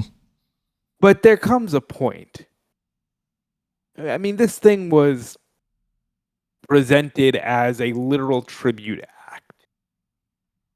It's kind of gross that you milked them for a fucking Universal Studios Halloween Horror Nights thing. They were the WWE Tag Team Champions, and this is something I don't see enough people talking about. They were a featured act. Whether you liked the shit they were doing or not is irrelevant. They were a featured act on SmackDown in a major match on WrestleMania SmackDown, one of the few advertised matches for WrestleMania SmackDown. And then you just released all of them. They're just all gone. Yeah, that doesn't sit right with me. I'm sorry. Like, I'm not, and I said this on Twitter, I'm not saying bereavement means you should have to keep your job forever, but like, it just felt gross. Yeah, I think it's quite significant to release all of them at once. Don't get me wrong, like all of this Wyatt stuff, this post Bray Wyatt stuff, would never have been my cup of tea. Like it was a hokey debut that was shocking for the sake of shocking, held no redeeming value, and everything they did afterwards was either just flat out bad or just there for the sake of being there. And I think that it was a completely like botched faction and a botched debut, and then they were just picking up the pieces after that point. So beyond that, it obviously sucks that they were all gone and that whole faction just got released all at once to show to typify how big of a failure it was from I'd say from the wrestler standpoint. Obviously they have their part to play, but like from just a pure creative standpoint, it was such a failure. In terms of like where they go next, the issue with a lot of them, beyond just the fact was they're all pretty long in the tooth. Like even the one that I thought Joe Gacy was a lot younger than he is. How old is he? Like he's 38 years old. Mm. Joe Gacy's been wrestling for at least 20 years. Yeah, I'd say he's been around for a long time. Loomis is 42. Rowan's in his 40s. Bo Dallas is probably him and Nikki Cross are probably actually younger than the others. I don't know because I don't like keep a track of it. I haven't checked all of their ages, but I think Bo Dallas won't come back to pro wrestling because he was kind of just dragged back for this angle in the first place. If Bo Dallas is 35. Yeah. So yeah, I mean he is someone that could continue if he wanted to, but he wasn't even wrestling that much anyway upon his return. Like he had a few matches here and there, but he wasn't like consistently working. I think they're going to try to give him a backstage job. I think they're going to try to. I just don't think you release him if you're going to do that. Like they released Baszler. Yeah, that is true. But I don't think that they're going to give him. I think that there's a limited amount of backstage spots, and I think other people will probably be prioritized more. Yeah, and also he was gone. Like he had left pro wrestling for years before that kind of act. Like it's not like he couldn't do that again. He's not like someone who like lives and breathes pro wrestling. He clearly doesn't. He clearly enjoys it, but it's not his. I don't say like he's not passionate about it because that's also unfair. But he's clearly got other things that he can do, and I'm sure wouldn't care about going back to. But if he had been on like he gets released from WWE and then he immediately starts touring the indies the way that like Matt Cardona did, it would be like, yeah, okay, of course he's gonna, Cardona's full blown. My passions are action figures and pro wrestling. The three things that dude loves more than anything else are wrestling, his wife, and collecting figures. So it's like. Okay, so he was released. I had forgotten that he had been previously released in 2021, and then I guess he came back. Left pro wrestling, yeah. Okay, left pro wrestling didn't come back till 2020. What, they came back in 24, right? So right, because he came back with Wyatt. Right. Yeah, it's part of the Al thing. Yeah, so that was part of the whole storyline was him came back for that. So he was gone for 2 to 3 years. But Nikki Cross, I think, will stay in pro wrestling, and I think it is. I don't want to say like convenient because that makes me feel like, but it's a good stroke of fortune that her husband just signed with MLW in the form of Big geez. Damo. So they always fall into some kind of fortune, that roster does. Because why wouldn't you? Like, if your husband's working there, has just signed with a company, then why wouldn't you? Why wouldn't you come along as well? And I think that she'll get plenty of opportunity. She was I would say the biggest star out of all of the people that were released in that group. Like, and she was good. And I think that, like, I think if it depends on what she wants, really. Obviously, it's the case with all of them, what they want, but because her character was so unhinged, or the best version of her character was so unhinged, that screams like GCW hardcore matches, that kind of entity. But was it just the kind of watered down version of crazy the WWE does that she was fine with? But yeah, it's like she worked on the indies, she did stuff like on the UK scene, so I think this could be quite liberating for her if she wants to continue working. The rest of them, I think if it was up to me, or what I think if they all want to continue in pro wrestling, they're all going to MLW. I think Rowan is gonna float, and I think if he wants to wrestle, he'll do some stuff. MLW, maybe he'll, oh hey, Braun Strowman's doing a tag match here. I can hop in on that.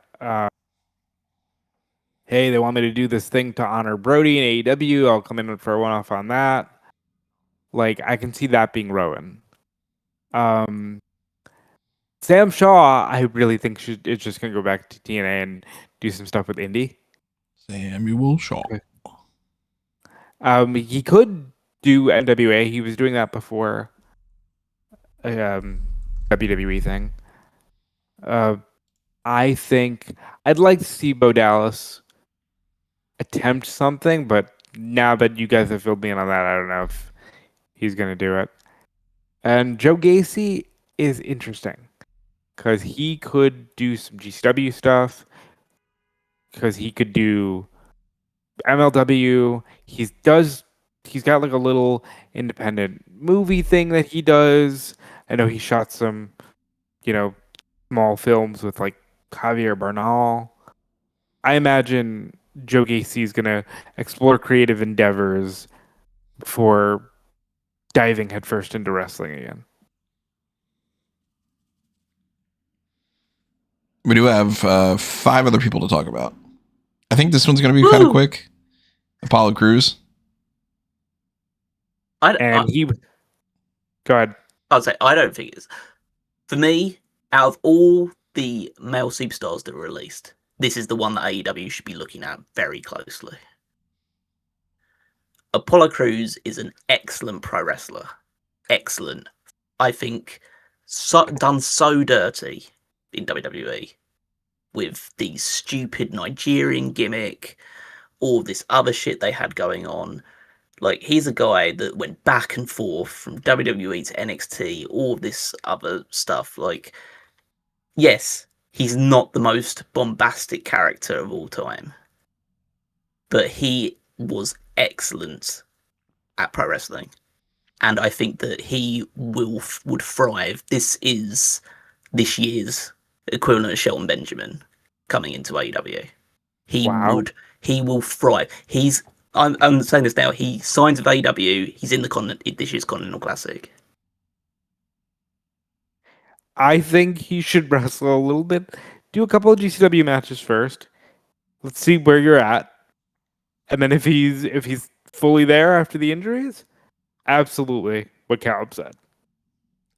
I could see 3 scenarios happening. Actually, I could see 4, because you could always throw out the idea that maybe people just tour indies, they go to NWA, they go to GCW, whatever it might be. but I could see the big success of the AEW side of things going for him because, like you said, very good in the ring. And AEW is very much more ring-based than character-based. You can have people that go out there and they're just like, yeah, I can't really cut a promo, but I can do shit in the ring, and Tony Khan's going to love him. I could see him also being somebody that they position more in ROH. And I could also see him being a TNA guy. And maybe, like, doing something more with Moose again. Why Moose? Didn't they have a tag team? Like when he was Uhaa Nation. Were they Moose Nation? Weren't they? I think, mate. I can't recall as much. You're saying it with such certainty that I want to agree with you. I'm pretty sure that Apollo Crews and Moose were a tag team at some point. But, were they? I'm seeing listed on things like that. He never won a tag team championship with him. So if he was, then he wasn't like super successful. So, well, in any fashion, you know, I mean, some of WWE in like 2014. That was like ages ago. He's been there for well over a decade. But I'd like to see him in AEW. I think that this is a guy that would really. I think he has that kind of because his charisma's in ring. That's where his charisma comes from. It's like through his in-ring performances. I mean, he was doing stuff in like Dragon Gate that was, you know, that's the same sort of vibe that like that's where Ricochet really cut his teeth and became noticed. At the time when like Dragon Gate was just doing a lot of cool stuff, and basically you'd almost like go there and every show you're going to find one match of the year candidate, and like. It was him, it was Ricochet, it was Shingo Takagi, Akira Tozawa. It was that kind of era of Dragon Gate.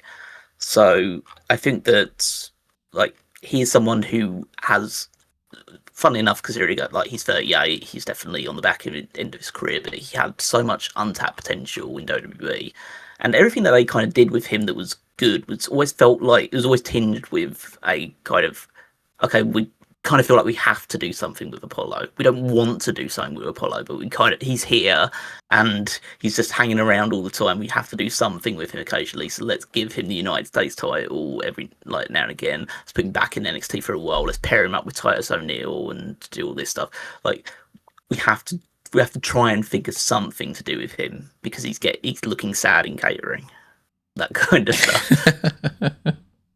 But I feel like the opportunity to go to an AEW or Ring of Honor, whichever one of those two would be, it would just be like such a lease of life for a guy who's been, I don't say trapped because like it's his own choice to keep re-signing with the company and stuff like that, but has just been contained in this promotion for so long.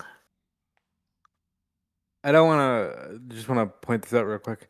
According to Cage Match, they had 3 tag matches together.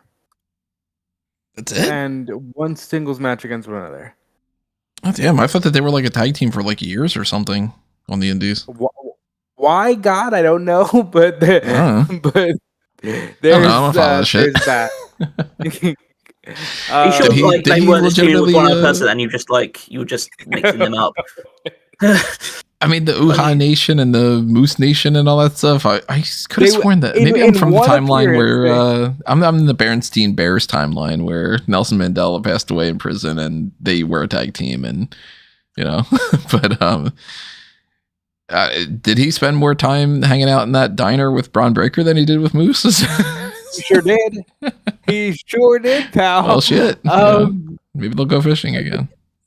If he's as good as he was 10 years ago, because by the way, he's been 10 years on the main roster. Yeah, Peter put in the chat, Apollo Crews has been in WWE longer than Stone Cold. Yeah. And that's part of the problem, isn't it? With a lot of WWE, yeah. But you know, you really think these people are they have infinite time.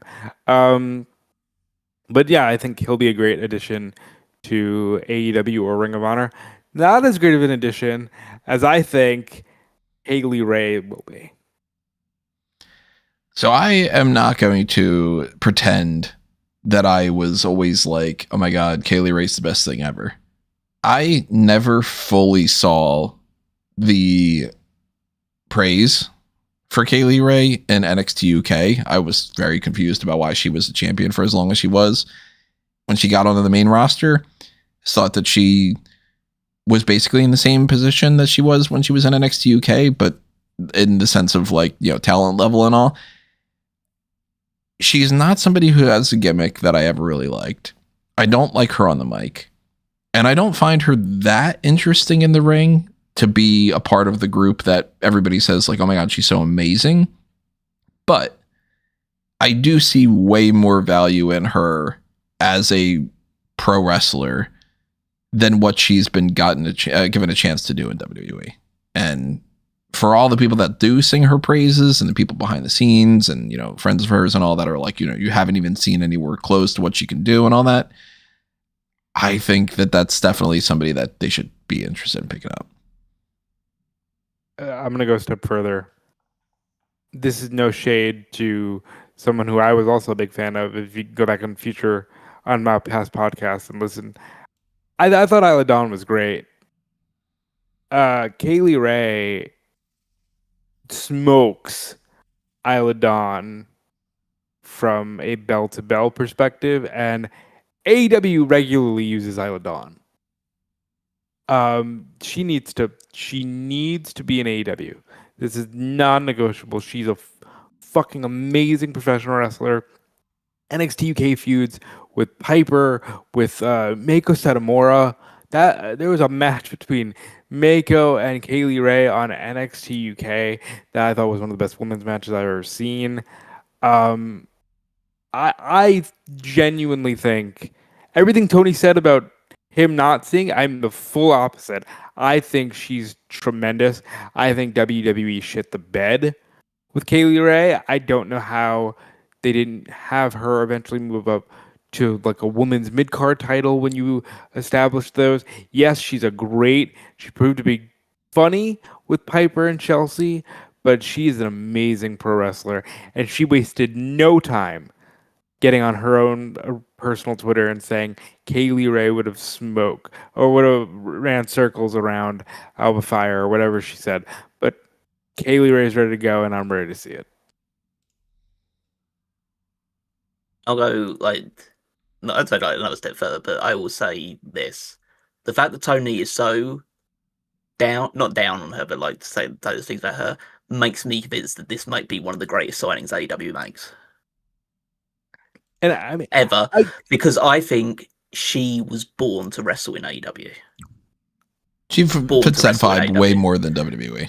Yeah. She is a violent ass kicker, an absolute warrior on the UK independent scene with Insane Championship Wrestling. She would put her body on the line consistently, bleed buckets in the ring. Really? Through this stuff. Yeah, she is an absolute. She is made for AEW. AEW's bread and butter for their women's division is hardcore wrestling matches, and she is better than anyone AEW has in that from her history. If she can bring that back, so obviously it's been loads of years since then, but if she can capture what she used to be, she would be better at it than anyone in that division. Anyone. I think I'll go a step further. You could retroactively say she's the one who took out Tony Storm. Like, this chick, she is so good that no one's ever done this. I don't know why anybody would, but if there was ever a person to say, hey, I'm going to pay whatever they would have paid you for the 90 days, just come in today, it's Kaylee Ray. Yeah, I would say, like, if you had plans for it, rip them up, make her be the one that took out Tony Storm. Absolutely. I think that she's only 33 years old. Really? So she's got a lot. She's been wrestling since 2009. So she's a veteran who is still in the prime of her time in her career. Like this, unless she doesn't want to go to AEW for whatever reason, this is an absolute no-brainer. No-brainer whatsoever. Hell yeah. She would have a transformative impact like the Tekla has had in AEW. She's as good as Tekla. I think she's a better wrestler than Tekla.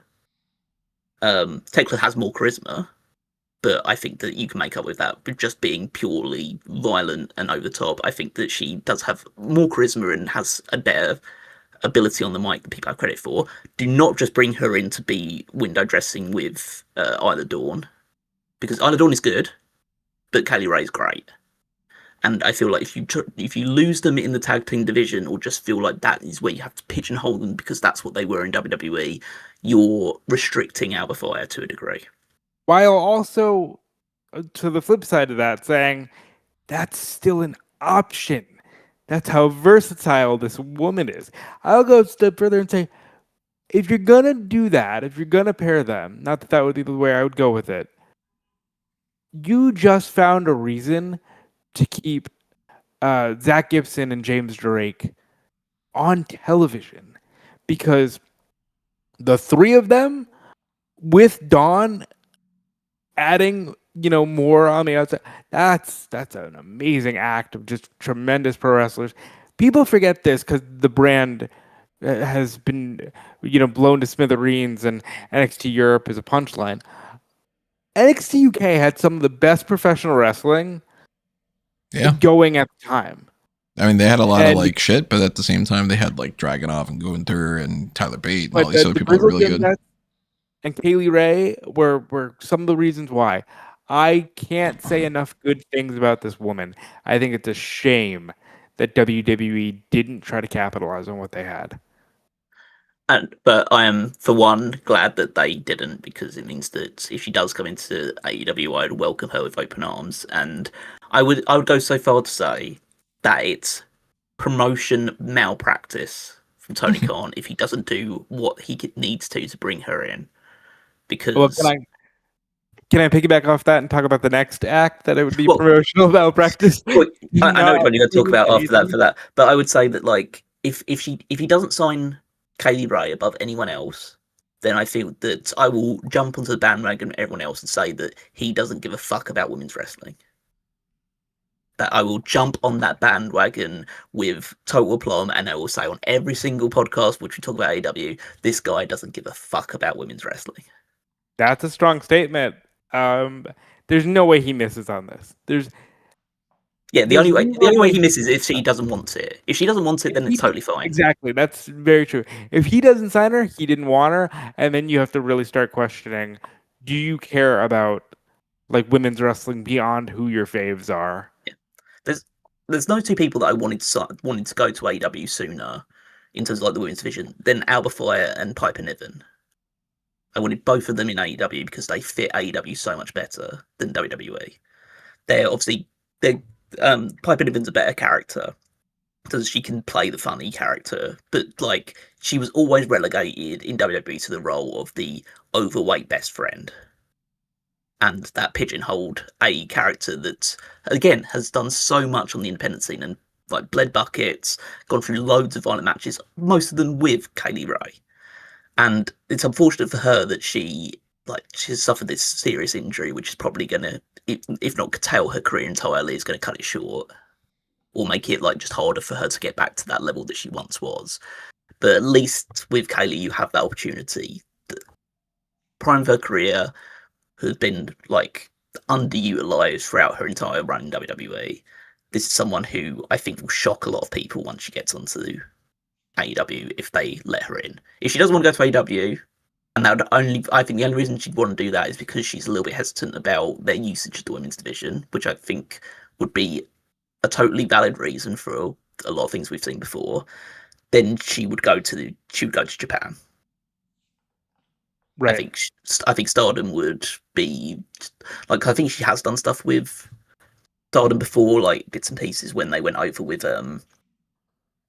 like I know Piper went over to Stardom a few times. She's been over there a few times as well, so I'm sure they would welcome her as well, and she fits into that style as well. But yeah, this needs to happen for AEW.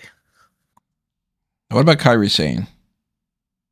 Because this is one of those firings where I'm like, come on, like you didn't even give her a chance to finish the angle with Asuka. This is one of those firings that, along with the Wyatt Sicks, that I think are the most important, because this tells you even if they're regularly using you, you might not be safe. Mm-hmm. Because Kairi Sane was on Raw weekly. Kairi Sane was one of the featured spots going into the Rumble of like, okay, they're obviously going to do Kairi and Asuka accidentally get eliminated. We thought the Kabuki Warriors could have been the women's tag title match at WrestleMania. How this woman has been released, it's a shame. And, you know, the second run, being objective, second run wasn't as good as the first. Yes, I can admit to that. But she's still a tremendous professional wrestler. She still has so much to offer. Kenny Omega's a fan. I'm hoping she ends up in AEW. Even though I think it's more likely that she just wrestles in Japan if she chooses to continue wrestling. I'd like her to end up in AEW because I'd like to continue to see her on a regular basis. But this is absolutely shocking. Basically echo exactly what you said. Yeah, I can do it with like temper it a little bit. So, if this is the same Kairi Sane that I saw wrestle Mercedes Moné for the newly christened New Japan Women's title 3 years ago, then absolutely bring her to AEW, do what you need to with that side of things.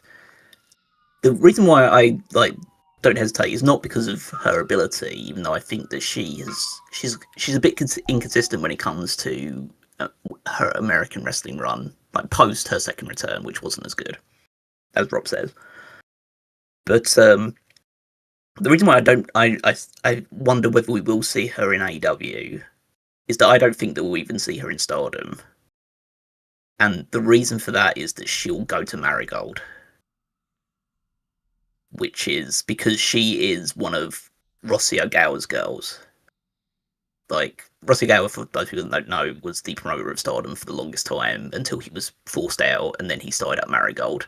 And Marigold has a semi-working relationship with WWE.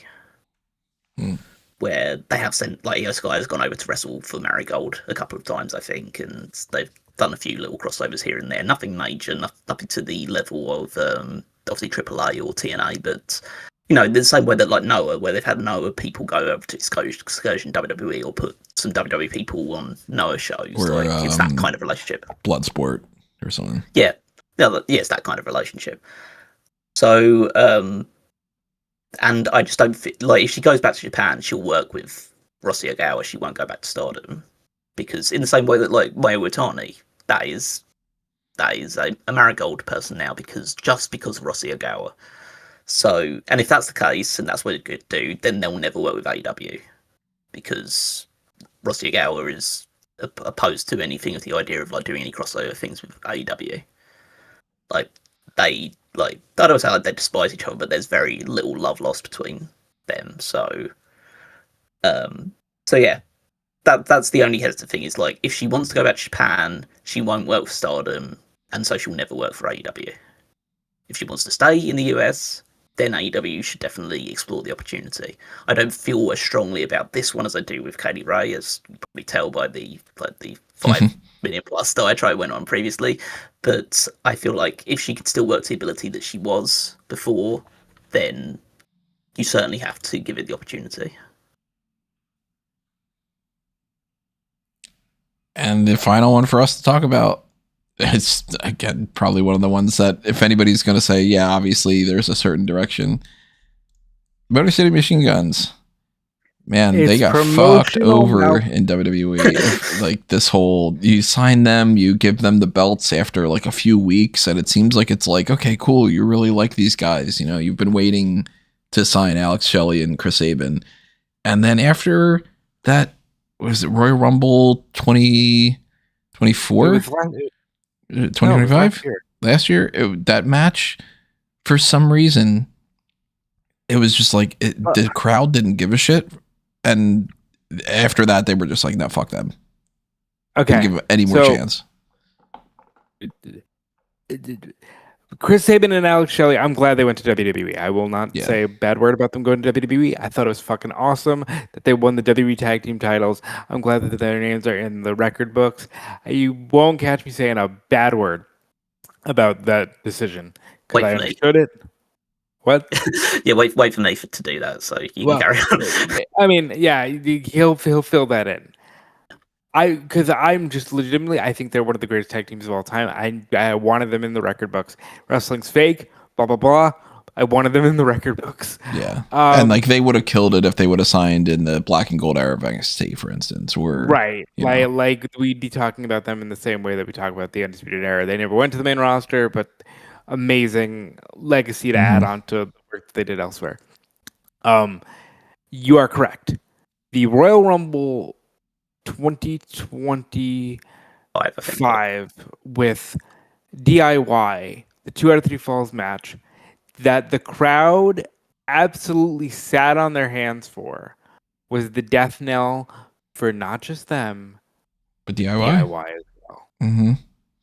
They counted on those two teams to deliver a black and gold banger, and I think they would have tried to, but you can't work against a shitty crowd reaction. And it's unfortunate, but I think that was the end of the Motor City Machine Guns in WWE. We talked a lot about, obviously what our stances are on these cuts. I'm glad these boys are free. I'm glad that they have a 90-day non-compete.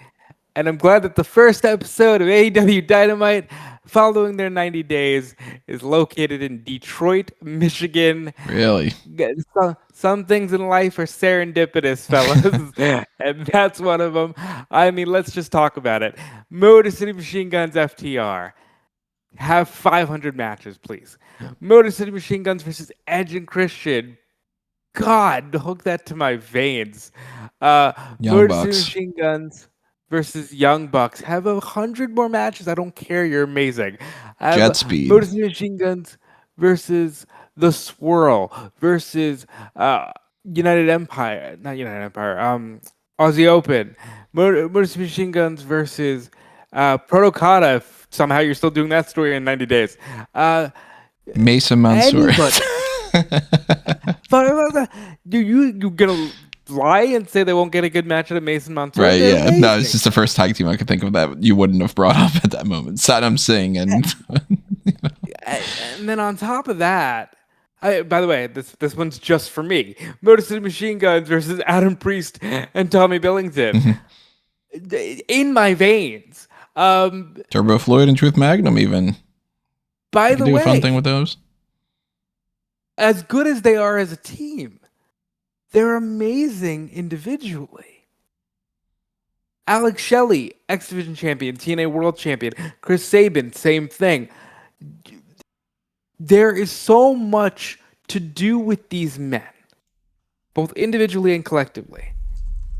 And that's not even touching that eventually at some point in time, the clock will strike midnight and Johnny Gargano will be free. And one day we will get even more of that goodness. I love the Motor City Machine Guns. I think they need to go.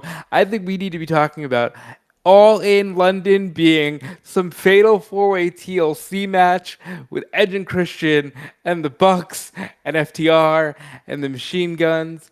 I think they're going to have great matches with the Death Riders.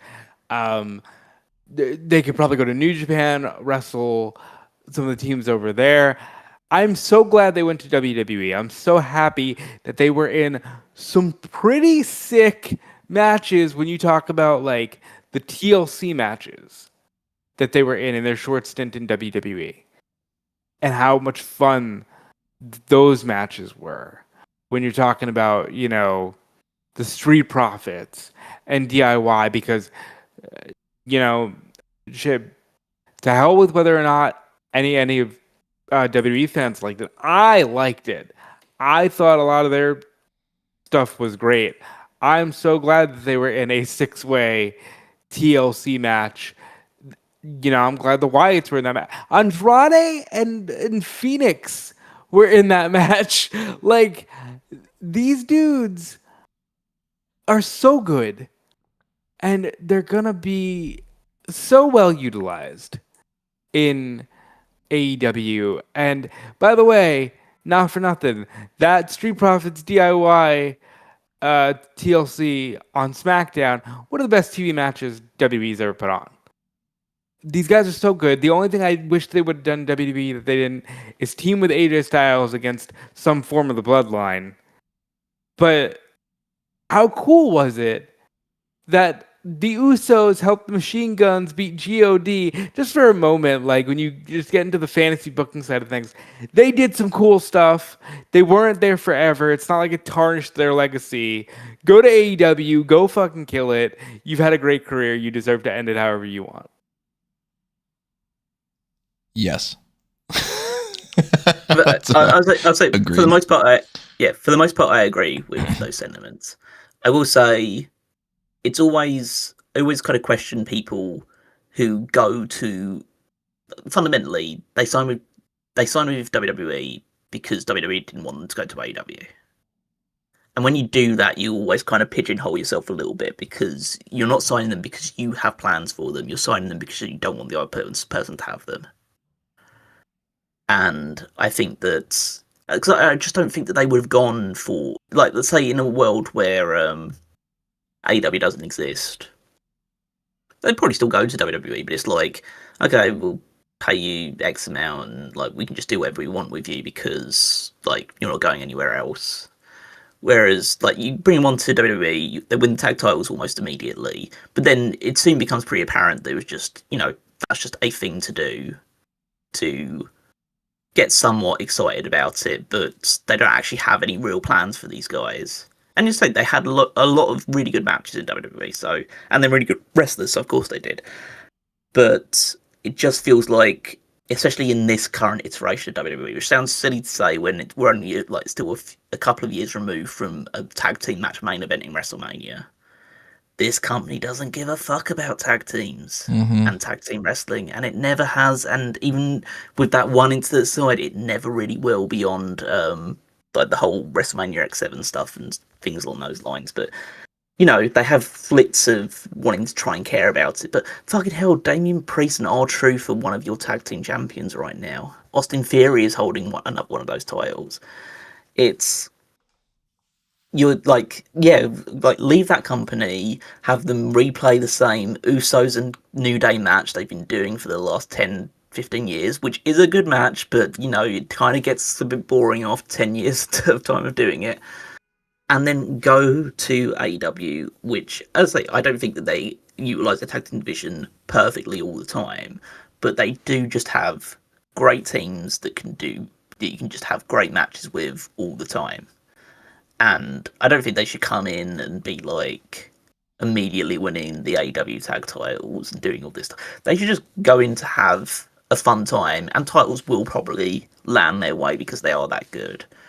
But we mentioned all the names like Young Bucks, Hope and Cage, if you want to go down that route, FTR, Jet Speed, Hurt Syndicate, if they want to do that, go down that route. Grizzled Young Vets, all of this stuff. You've got a lot of talent there that would very much benefit from a veteran tag team that's done it all. And kind of, AEW does have a bit of like the greatest super indie feel about it.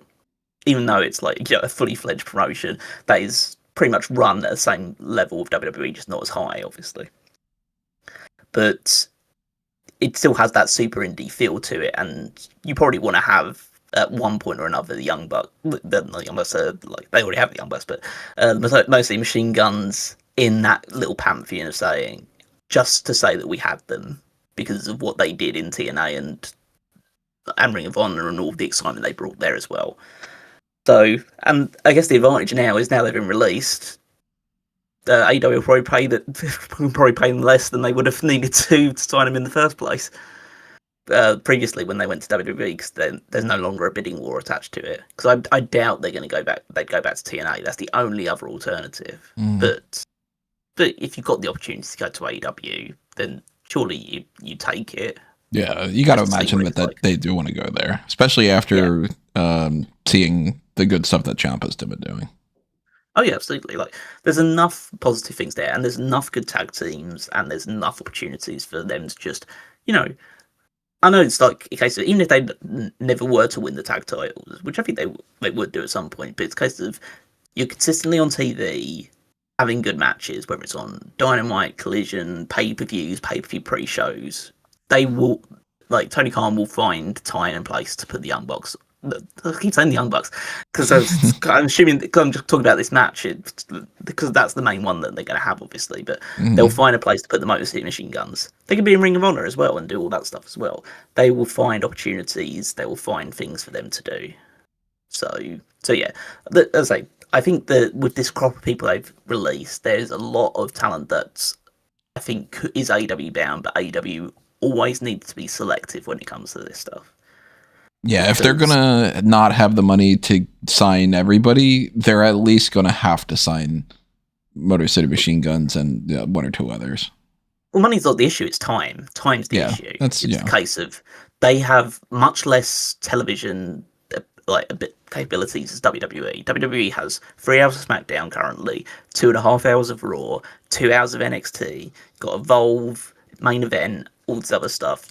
They are scattered across everything, and if you can't find a place for other people to wrestle on there, then it's going to be difficult enough with AEW. It's already pretty big roster with 2 hours of Dynamite, 2 hours of Collision, and then that's it essentially. Or Ring of Honor as well, like whatever, because Ring of Honor doesn't have a set time attached to it.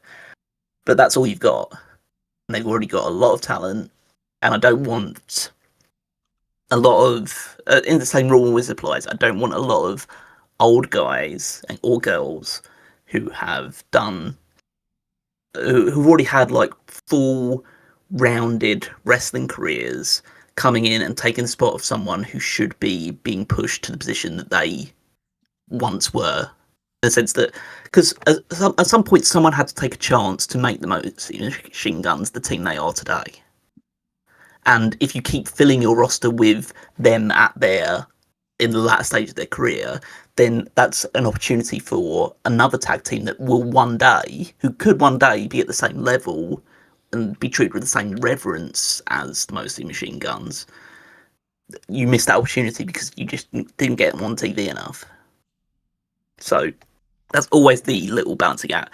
But for me, I think AEW should look, if there's 3 either acts or people that I think they should definitely be looking at, it's Kaylee Ray, Apollo Crews or Uhaa Nation or whatever he'll go by, and Motor City Machine Guns.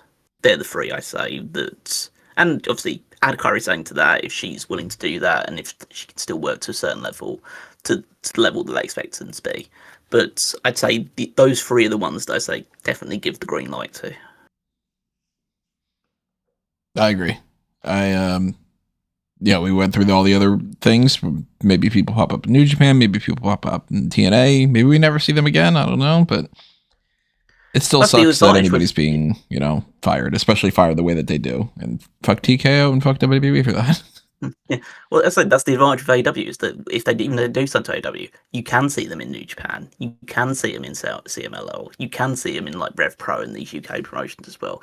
Like obviously they're not tied to every single wrestling promotion, but they are partnered with a lot of promotions, and they're also very open with letting their wrestlers work independent shows.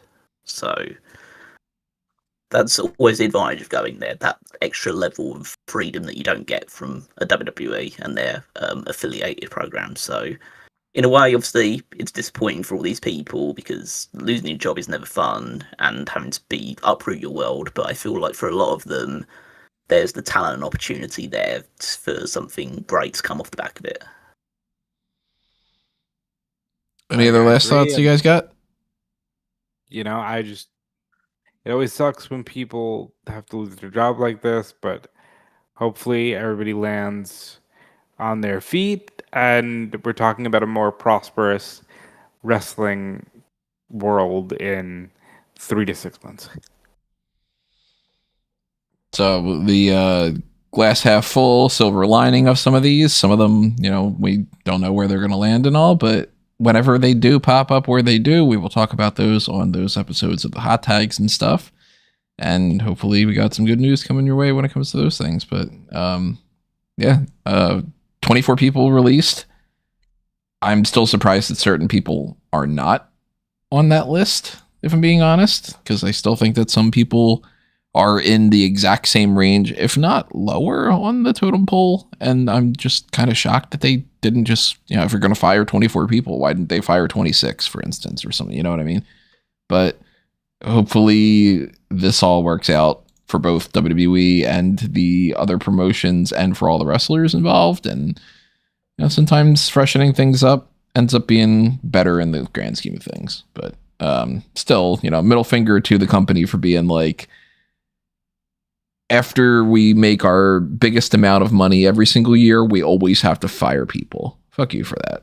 Sustainable, growth is not something that they want to go for. They want to go for this, like, every quarter we need to hit a certain positive metric, and it's absolutely ridiculous. Businesses like that deserve to fail, and I wish the wrestlers themselves good luck, but WWE and all them for doing that, no, I think that I'd like to see them get a little bit of pushback from this, if not a lot of pushback. And I doubt they'll get any. Probably won't, unfortunately, especially because they made the right enough call to be like, yeah, we're going to do that, but we're also going to bring people up. So now people are going to be all excited about like Ricky Saints and Blake Monroe and, Ethan Page popping up on Raw and Joe Hendry and all these other people. Like JC Jane makes a big splash, gets a big push right out of the gate. And that changes the narrative. Start people talking about that instead. And, it is what it is. Omas, to answer Peter's question in the comments, Omas has been used in AAA. For some reason they just want to put him there. I don't know why. Yeah. Take dollar signs, bro. Yeah, that's what it is. If you were able to join us on the Discord server, I didn't plug any of this stuff ahead of time. I didn't think about it, but yeah, pop on over to Discord. Make sure that you hit the like button on us, subscribe, ring your notification bell for things like this that we impromptu just go live for. This was not something we had planned. Share your support with the YouTube channel membership and the Patreon. Pick up some merchandise on Redbubble and TeePublic, and make sure that you're following everything on anthonymango.com that you can find all the link tree lists for. Mangotree.com is exactly the same thing. So hop on over there, follow all those things, and that covers my end of things. Yep, and you can follow me everywhere at Dude Felice. You can check out Insider Gaming, and if you want to follow anything else I'm doing, I'm over there talking about the world of video games, and check out what Callum's doing as well. Yeah, you can follow me on Twitter and Blue Sky Week Most 14. Check out the newest edition of the Power Rankings, which went out earlier today, where I rank the WWE Superstars based mainly off of WrestleMania this time, in the first edition of the new season. Check all that stuff there. And soon you'll be able to check out the new season of the Fantasy League. I tell you, it was fun. Yes, earlier today, having to rearrange my fucking board that I put together after all of those releases. It's gotten a lot smaller though, so that's nice to see. But yeah, you can check that stuff out when we draft our teams in the relatively near future to set up the new season. I'll probably take care of that maybe on Monday. We've got plans for the Mount Rushmore thing. I don't know about the next Darkcast, but that'll come up at some point over the course of May. I didn't want to make this a dark cast because I figured, people want to join in this discussion and stuff. But we also have that fantasy booking WrestleMania 43 that I took care of last night. We got another round of the hot tags coming up next week where we didn't want to wait forever to talk about these things for the next round of the hot tags. So, that we had the opportunity to do it today. We figured, why not? And, I guess we'll talk about these releases as we learn more information down the line. But thank you for joining us for this special going over edition that we have. And leave your comments below. Tell us your thoughts about where you'd like to see them go. What are your thoughts on what we were saying when we're breaking this down and all that good stuff. And we will see you next time around with most likely the Fantasy League draft. I think we're probably going to do that before we release. Well, we'll record both of those, that and the Mount Rushmore, and we'll probably release the Mount Rushmore like a day or so later. So probably that'll be when you hear from us next. So with the new people that are on the roster, who picks who? I guess we're going to find that out. Adios for now, everybody. This has been another Smark Out moment, and we are being counted out.